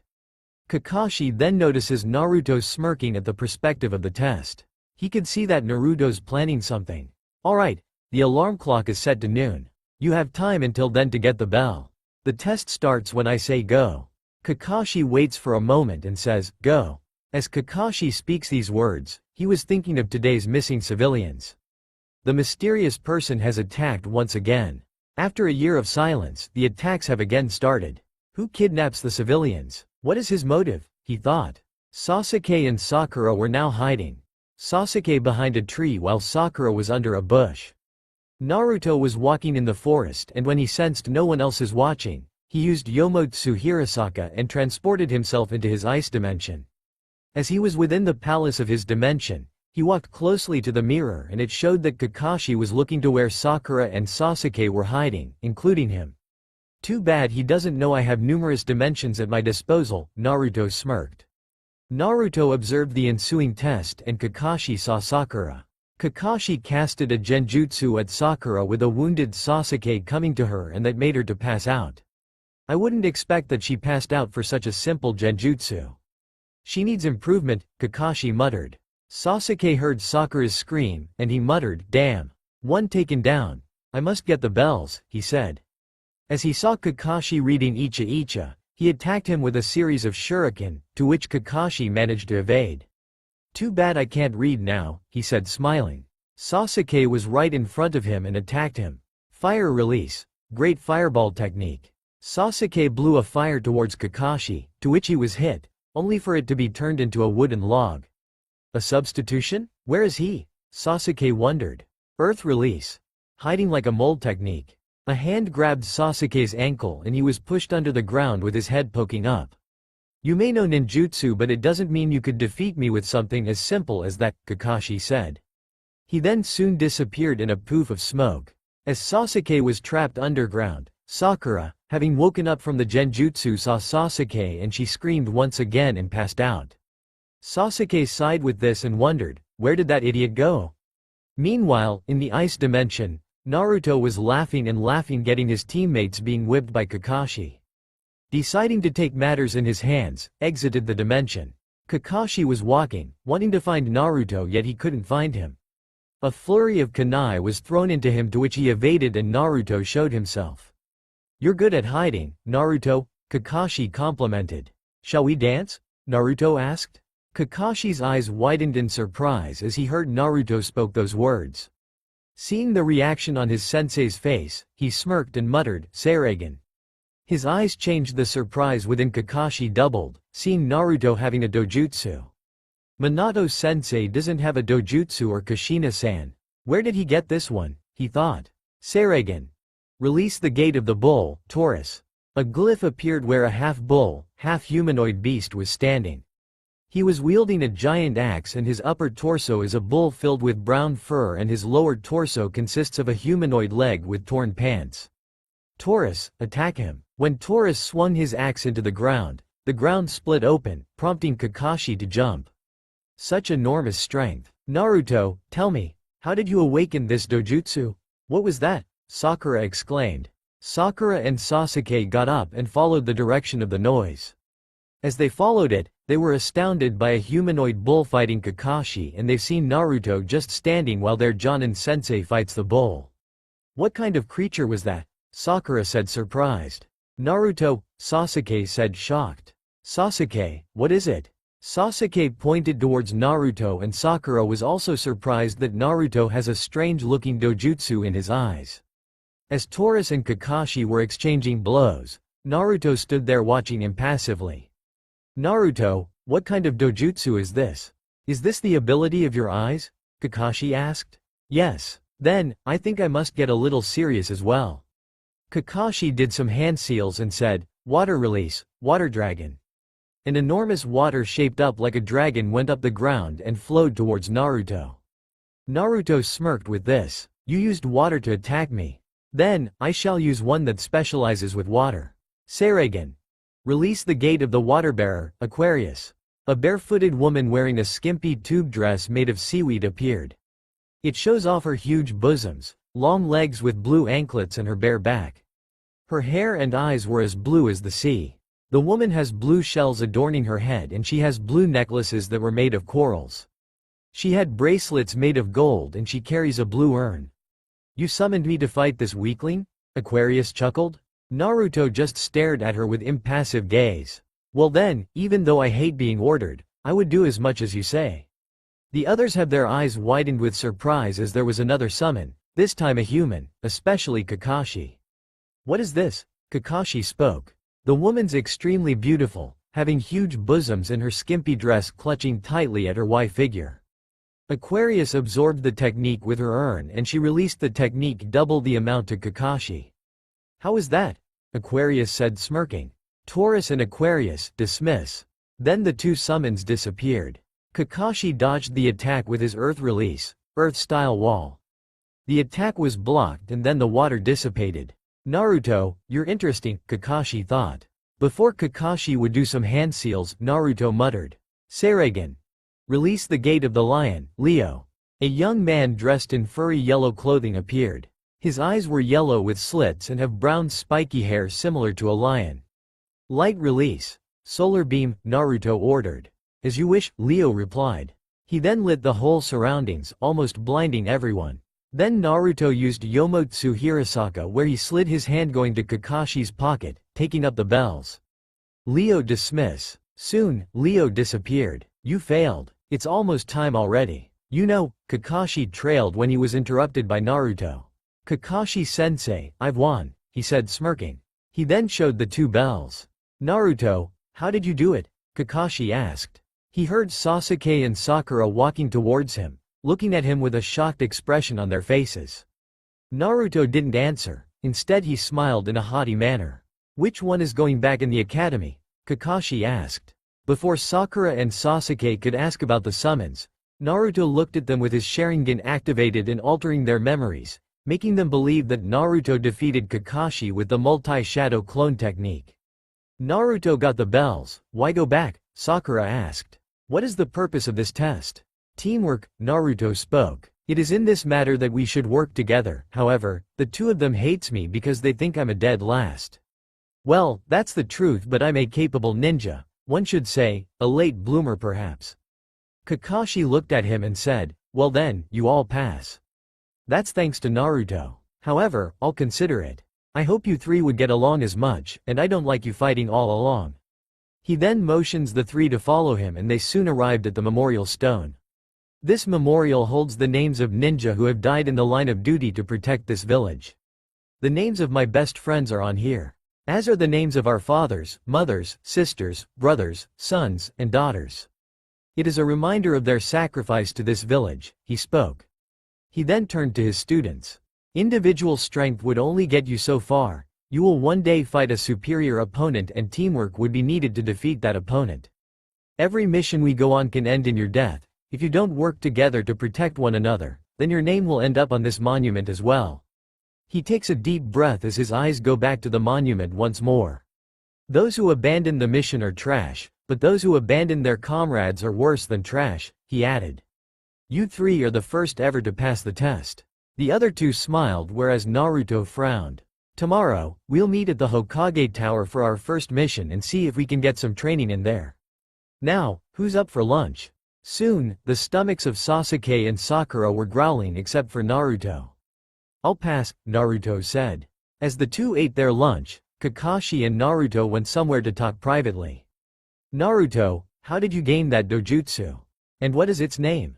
Before I'll tell you, I have a present. A present? Yes, answered Naruto smirking.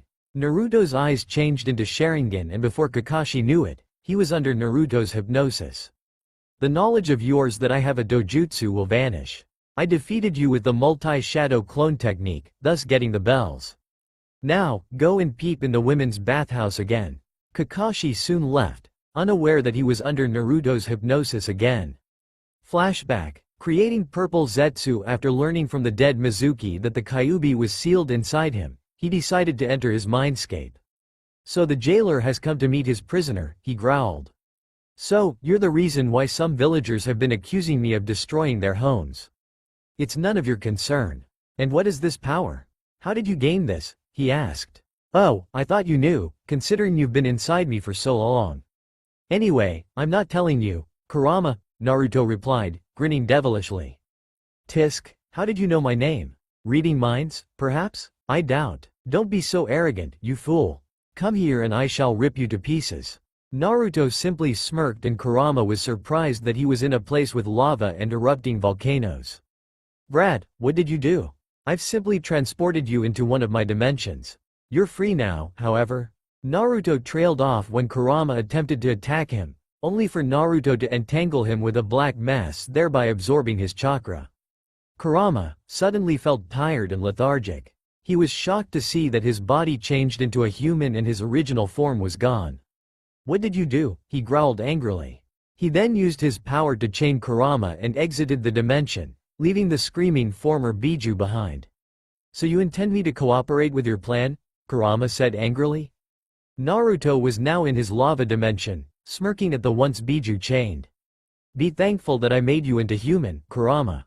After all, I intend to free you into the wilderness, same as the wild fox itself. If you truly want to be free, then you shall be my subordinate. Return me to my true form, he demanded. Why would I? Returning you to your true form would amass panic among the citizens. Besides, I've absorbed some of your chakra. Be thankful enough that I even left you alive. You're just a scattered piece of chakra, and if people were to discover you roaming around in your true form, that would be a ruin to my plan, Naruto replied. You, Kurama gritted his teeth. Kurama's form consists of an orange-haired youth with fierce bloody red eyes with slits. He has pronounced canines and he has eye bags.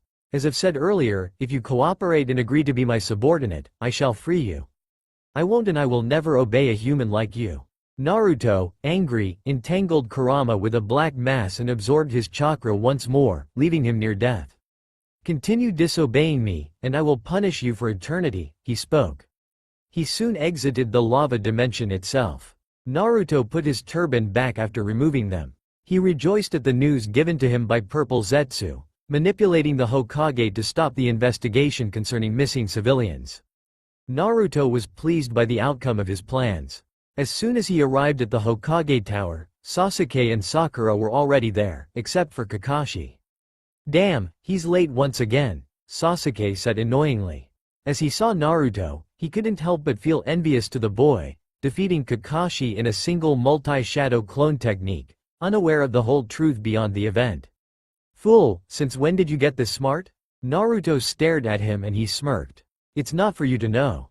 Sasuke glared at him angrily and Sakura was a little scared by Naruto's attitude. Ever since graduating from the academy, he has changed. "Naruto, what happened to you? Who were your parents? Why do you hate them? What are you hiding?" she thought. A few moments later, Team 8 arrived. "Oh Naruto, long time no see," Kiba said. "Same to you, too, Kiba. You look ugly as always," Naruto replied. "What?" Kiba said angrily. "Enough the both of you." Kurenai intervened. "By the way, have you seen Kakashi-sensei?" Sakura asked. Kurenai's mood darkened and she replied, "He was peeping at the women's bathhouse.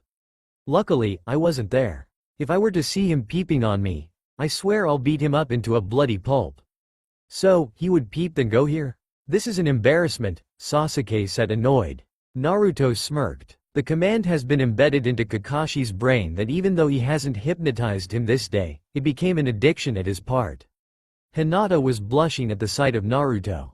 Naruto knew from the very beginning that this girl has feelings for him, yet he doesn't mind them.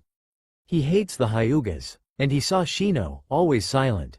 According from Purple Zetsu, Shino is solitary in nature, stoic and mysterious, that's why he's decided that he would be instrumental to their plan.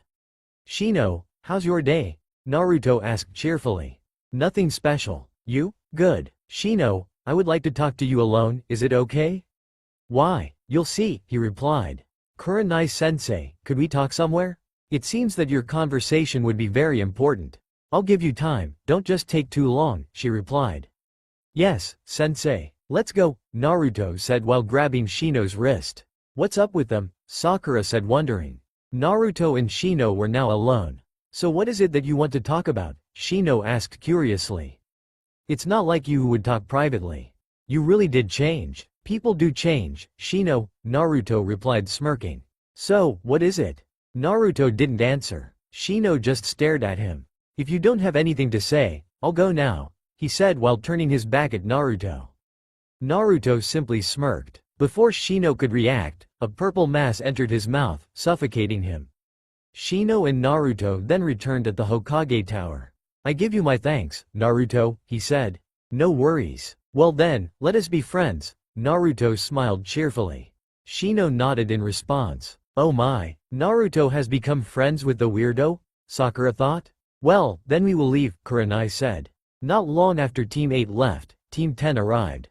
Ino and Sakura were glaring at each other whereas Shikamaru looked at Naruto. Being a genius, he noticed that there was something wrong with his co-dead last. "Naruto, how are you?"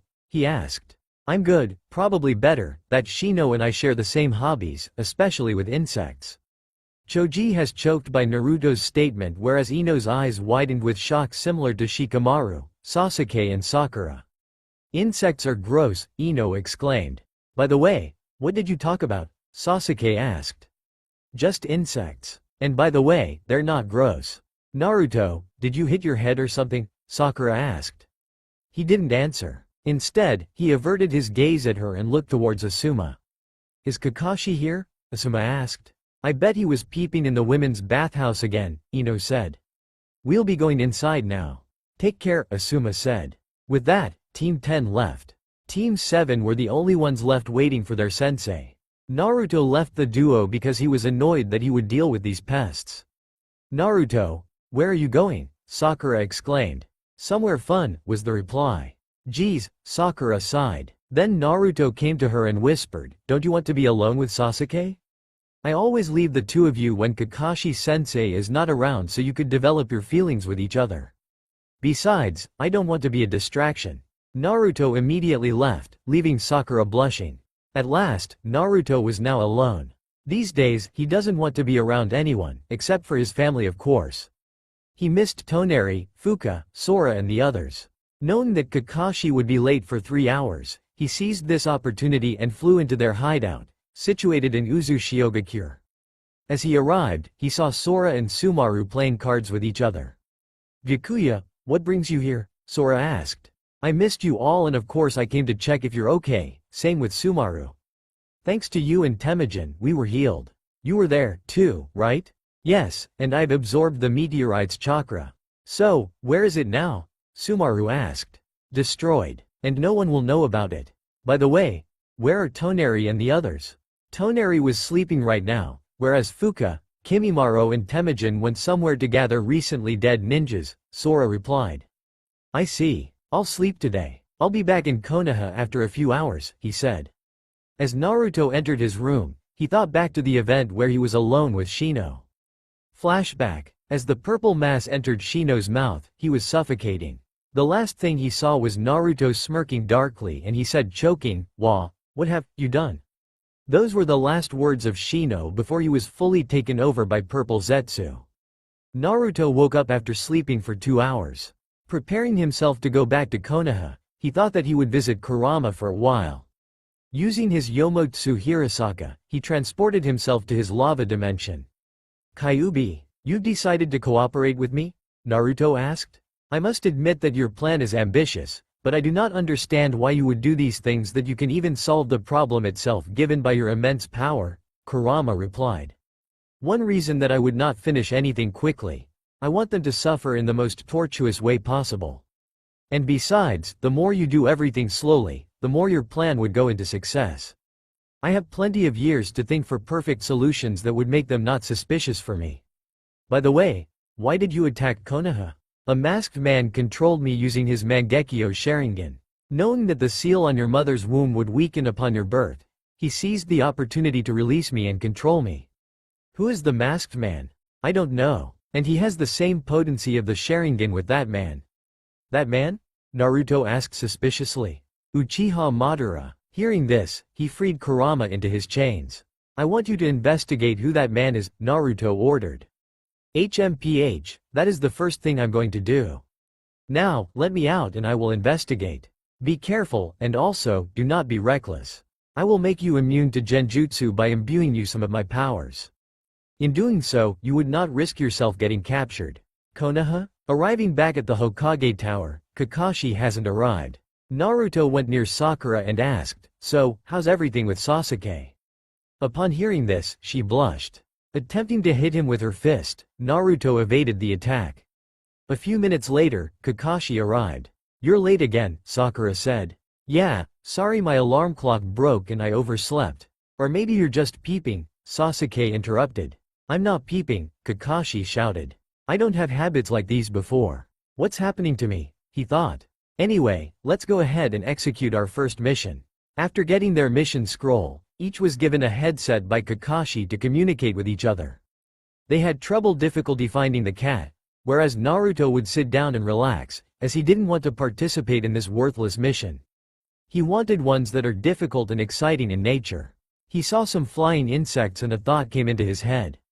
He commanded them to help him find the cat and following the insects, he saw the cat resting towards a roof. Get it? The insects did what they were told. They surrounded Tora and carried it off to Naruto. As Naruto held Tora, it was moving wanting to be free from Naruto's grasp. Soon, he was spotted by his team. Naruto, hold Tora properly, you'll end up hurting her, Sakura said. This cat is notorious for harming genin along the way, that's why I've decided to hold it on its tail. Team 7 went off their separate ways after returning the cat to its owner. As Naruto was walking, he saw Shino in a distance. Any news? He asked. I've been spying on some of the conversations of the Aburame clan. Yet all of the conversations they had are all just about insects, he replied. What kind of insects? Mainly the Baikochu. Those insects were widely used by the clan during the Second Shinobi World War, but they've become endangered. That's why the clan has left them in forests where humans aren't there. You want me to get those insects? No need, Purple Zetsu or otherwise Shino. You can leave now. Yes, my lord. Zetsu soon disappeared from his sight. Naruto looked at the sky and thought, my dear sweet revenge, I can't wait for it to happen. A month passed and Naruto was continuing training himself in the use of his Seiraigen. He can use all respective dojutsus, yet he opted for his Seiraigen because it's powerful and is only unique to him. A purple mass went inside his room inside his apartment, forming into the shape of Shino, and said, an old man from Wave is requesting a C-rank mission for some Konoha ninjas to escort him back on his way home. Interested? Escort an old man? If there were enemies, then it will be much more exciting, Naruto said smirking. I suspect that there will be fights, my lord. Tell me, will you manipulate the third Hokage? Not for now. I'll convince him with my words. And besides, this would be a great opportunity to know the limits of what they call copy ninja Kakashi. Shino, do not let yourself be caught by your teammates. Shino just nodded and he left. The next morning, he went his way to the Hokage Tower and he was greeted by Sakura. So, another mission, huh? Do you think we opt for one that gives us some challenge? Yes, and considering it, it would be an opportunity to hone our skills further. That would be great. I think Kakashi-sensei would not let us do this thing. He will, Naruto said calmly. A few moments passed, Kakashi arrived. Yo, ready for your next mission? We are, Sasuke replied. Kakashi-sensei, I've been thinking this for a few days already. When would we get missions that are a bit exciting compared to those worthless missions? I really hate them, Naruto said annoyed. Kakashi thought about what Naruto said for a moment and finally convinced said, then, we should try out our first C-ranked mission. Inside the Hokage Tower, Team 7, you have come for another mission. I heard that Torakat escaped once again. Gigi, I think we should not do that worthless mission again. Why don't you just give us another challenging mission? One that does not involve cleaning, farming or catching cats, Naruto said angrily. Give respect, Naruto, Kakashi said. Hiruzen just sighed. Never did he think that the son of the fourth Hokage would be more disrespectful than before and has an incredibly short fuse.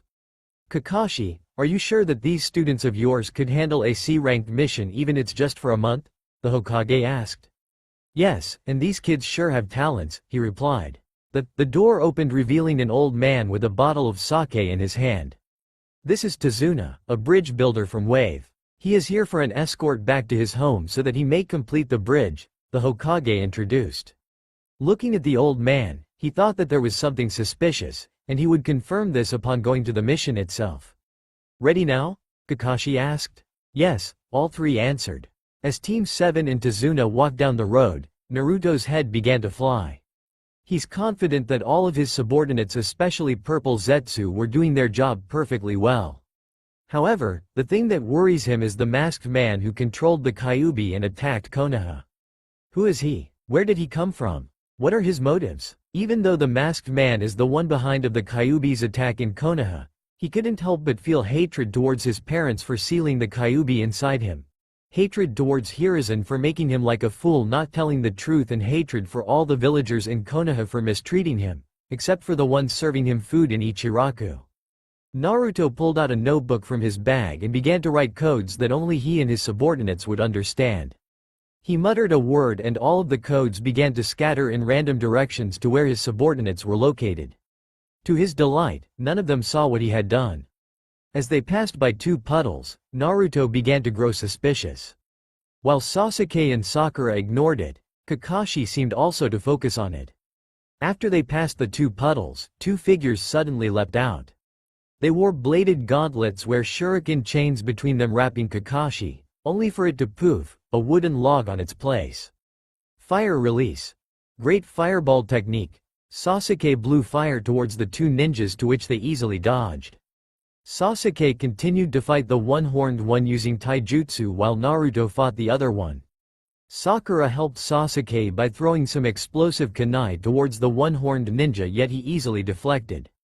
Multi-shadow clone jutsu, Naruto said while doing the hand sign, but only in pretense. As the clones charged towards his enemy, they were defeated by the ninja. How's that? It doesn't work against me. You are a worthless fool. Then he laughed. I must kill the old man now. Naruto was about to get angry, yet he managed to control himself. He doesn't want to waste his chakra to fight this weakling. As he was evading the attack of the ninja, the gauntlet tore his turban apart, revealing his extremely long hair reaching to his mid-calf. You, what? Before the ninja would ask about his Rinne Sharingan, he extended his hair, constricting the ninja until he fell out of consciousness. As Sasuke and Sakura defeated the other ninja, he used his forehead protector to wrap it quickly around his forehead to avoid them seeing his third eye. Kakashi went out of the bushes and said, "Good job. You've exceeded my expectations," and he stopped talking when he saw Naruto with an extremely long hair. "Naruto, is that you?" he asked. Sakura and Sasuke turned to Naruto and were astounded by his extremely long hair. Since when did your hair get this long? Is this the reason why you wrap your head with a turban? Sasuke asked. I don't want my hair to be damaged, but it seems the ninja has cut off my turban, thereby revealing my hair. Anyway, don't tell this to anyone else. They'll tease me, he replied. Either way, you three put out my fears aside. Now, tie up these two and I'll send one of my summons to inform the village. Now Tazuna, I would like to have a word with you. Tazuna, sweating a bit, reluctantly followed Kakashi into the forest. The three waited for the two to finish until they went out the forest. So, what's the story? Sasuke asked. Apparently, Tazuna is building a bridge to connect Wave to the mainland. The problem is that a shipping magnate named Gato has a stranglehold on the country and does not want the bridge built. Otherwise he loses his hold over the country. He uses his company as a front for smuggling illegal goods and drug dealing, and the bridge would ruin that, so he has hired missing nins to kill Tazuna, he explained. Naruto smirked at the statement, so I could be able to dance more effectively. Oi Naruto, don't make jokes at this time, Sakura said, annoyed. As for now, this mission has become B-ranked, if not A-ranked, considering that there would be stronger ninja that would be in our way. I was right after all. Suspicions confirmed. There are a lot of stronger enemies ahead. This is going to be more fun, Naruto thought, smiling devilishly. Tazuna then told his story about his father and his fatherless grandchild. As the story continues, Naruto didn't listen, instead smiling to himself that he would have a chance to fight other strong ninjas as well. We are going to complete this mission. After all, we can't just let that Gato do what he wants, Kakashi said. They once again began to walk. Time runs by quickly that it was already sunset. When night came, Kakashi decides to make camp and decided to leave early in the morning. Everything has been set and they sat down around the campfire. Naruto hates this, as he doesn't want to sleep with several people. He preferred to sleep alone in one of his dimensions. Naruto looked at the sky, and once his plans would be finished, he would fulfill his lifelong ambition. He was cut off by Sakura when she asked, Naruto, you've completely changed. Did something happen? Naruto turned to her and said, I am no longer that dead last you knew. Sakura, people change. He stood up and walked to a forest. Naruto, where are you going? Kakashi asked. I would like to sleep alone, Kakashi-sensei, he said calmly. I won't allow you, because my team's safety is in my hands. Don't worry, I can handle anything. Before Kakashi could stop him, he disappeared. Alone once again, he used Yomotsu Hirasaka and transported himself to his paradise dimension, where there are beaches and the sun shone brightly. There were forests that lead up to a castle. Naruto lied down on the sand, enjoying the cool breeze of the wind, drifting himself into sleep. Naruto slept for a few hours in his paradise dimension. Before anyone would wake up, he used Yomotsu Hirasaka to exit the dimension, and it was entirely dawn when he returned. He waited for several moments, then some codes appeared, from his subordinates, a message that they successfully built another fortress at Hoshigakure, there another hideout. Pleased by these results, he smiled and wrote another set of codes which flew off, going to his subordinates, telling them now's the right time to execute one of their plans. Morning came, he went back to the camp. Seeing everyone awake, Kakashi asked him, how was your sleep, specifically that you're alone? I slept marvelously. The cold wind brushing my skin lulled me to sleep. The silence of the night and the absence of people made it all better, he replied smiling. Let's get to the mission now. Several minutes later, they were now riding a boat, and he could see that the mist is extremely thick, not to mention highly dangerous and also quite advantageous at the same time, considering the mists can be used as a hiding place for ninjas who don't want to be seen when tracking someone. Smirking at the idea, he could feel that there are people coming towards them. How did Gato get so rich, by the way? Sakura asked, breaking the silence. Perhaps he inherited it, Kakashi replied. I doubt so. Maybe he got it through corruption and some assassinations, Naruto said. He's a poor excuse for a human being, says Tazuna. Considering that fact, he may have hired missing nins, and that's what makes this mission dangerous. Missing nins are commonly S-ranked, and they are not to be underestimated, Kakashi said.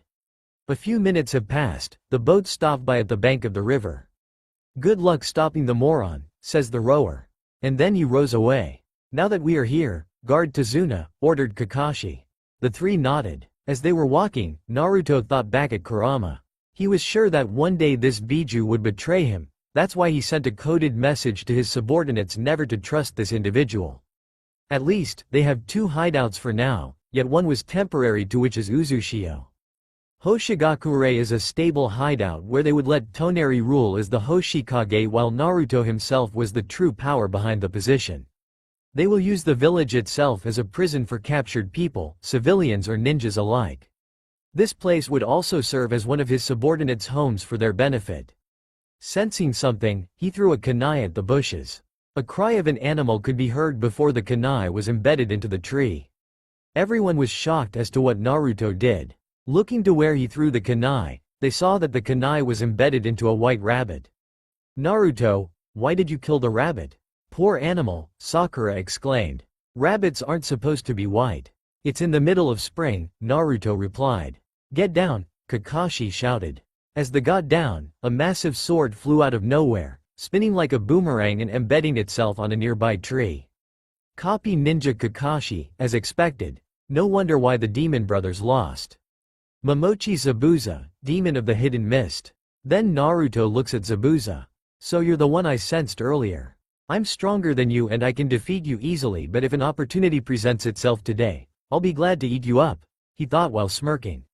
"As much as I would like to fight you, I'm only here for the old man," Zabuza said. "Protect Tazuna and stay out of the way. He's out of your league," Kakashi shouted.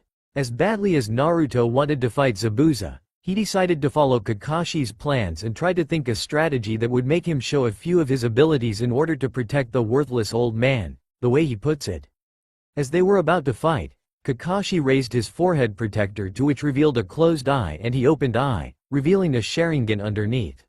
Sasuke and Sakura were shocked to see Kakashi having a Sharingan in one of his eyes. Zabuza readied himself, and faster than the normal eye could catch, he grabs his sword and removes it from the tree. Soon, the mist grew thicker and thicker. Hearing Kakashi's voice, it said, "Be careful. Zabuza is a master of the silent killing technique," he warned. Then another voice was heard. 8 points. Larynx, spine, lungs, liver, jugular, subclavian artery, kidneys, heart. Now which will be my killing point? As Zabuza finished his statement, Naruto couldn't hold it any longer. They were astounded when he laughed, and he laughed with tears falling down from his eyes. "Naruto?" Kakashi muttered. "What are you laughing at, kid? There's nothing funny at all," Zabuza said angrily. Naruto calmed down a bit and stared at Zabuza, smirking darkly. "I couldn't help it, Zabuza. You're really an interesting person after all. It makes me want to dance with you." "Naruto, are you insane? This man is strong. What has gotten in your mind, and why do you want to fight him?" Sasuke shouted. "He's right," Zabuza replied. "I guess I'll just kill you then." Suddenly, a humanoid shape made of water appeared at Naruto's back, attempting to kill him with a sword made of water. "Die," the clone shouted.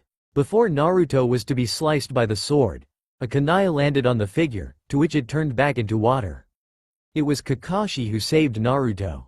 As Kakashi destroyed the Zabuza clone, the real Zabuza appeared behind him and attacked him, only for it to be dodged by Kakashi's kunai.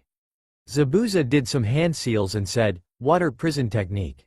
All of Team 7 was trapped inside an orb of water to which they can't breathe. Sakura and Sasuke couldn't breathe while Naruto calmed down. As Kakashi was about to free anyone else from the jutsu, he saw a pair of hands appear from nowhere, grabbing Zabuza at his neck and slamming him into the ground. As Zabuza stood up, he asked, "What was that?" Kakashi then freed anyone from Zabuza's jutsu, and he was shocked when Naruto was nowhere to be seen.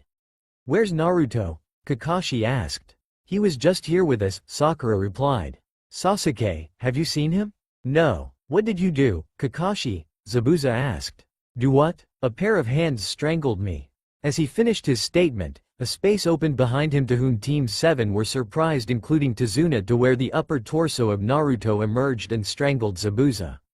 Zabuza looked behind him and his eyes widened with surprise as Naruto's lower half was in the rift of space while he managed to strangle him with half of his body. As he prepares to swing his sword towards Naruto, Naruto retreated back inside the rift and it closed, leaving Zabuza and the rest surprised. A rift opened beside Sasuke and Naruto came out, completely unscathed. What? What was that? Zabuza asked. A space-time ninjutsu, yet an advanced version. Where did he learn it? Kakashi thought. Sasuke looked at Naruto with jealousy as he clenched his fists in anger. How did he get this strong? Yomotsu Hirasaka, the ancestor of all space-time ninjutsu, he said grinning. You forced me to use the technique because you've impressed me a lot. As a present, I'm going to impress you as well. Before Zabuza attacks, Naruto constricted him with his hair. That's all for now. If you enjoy this video, then please like, share and do comments.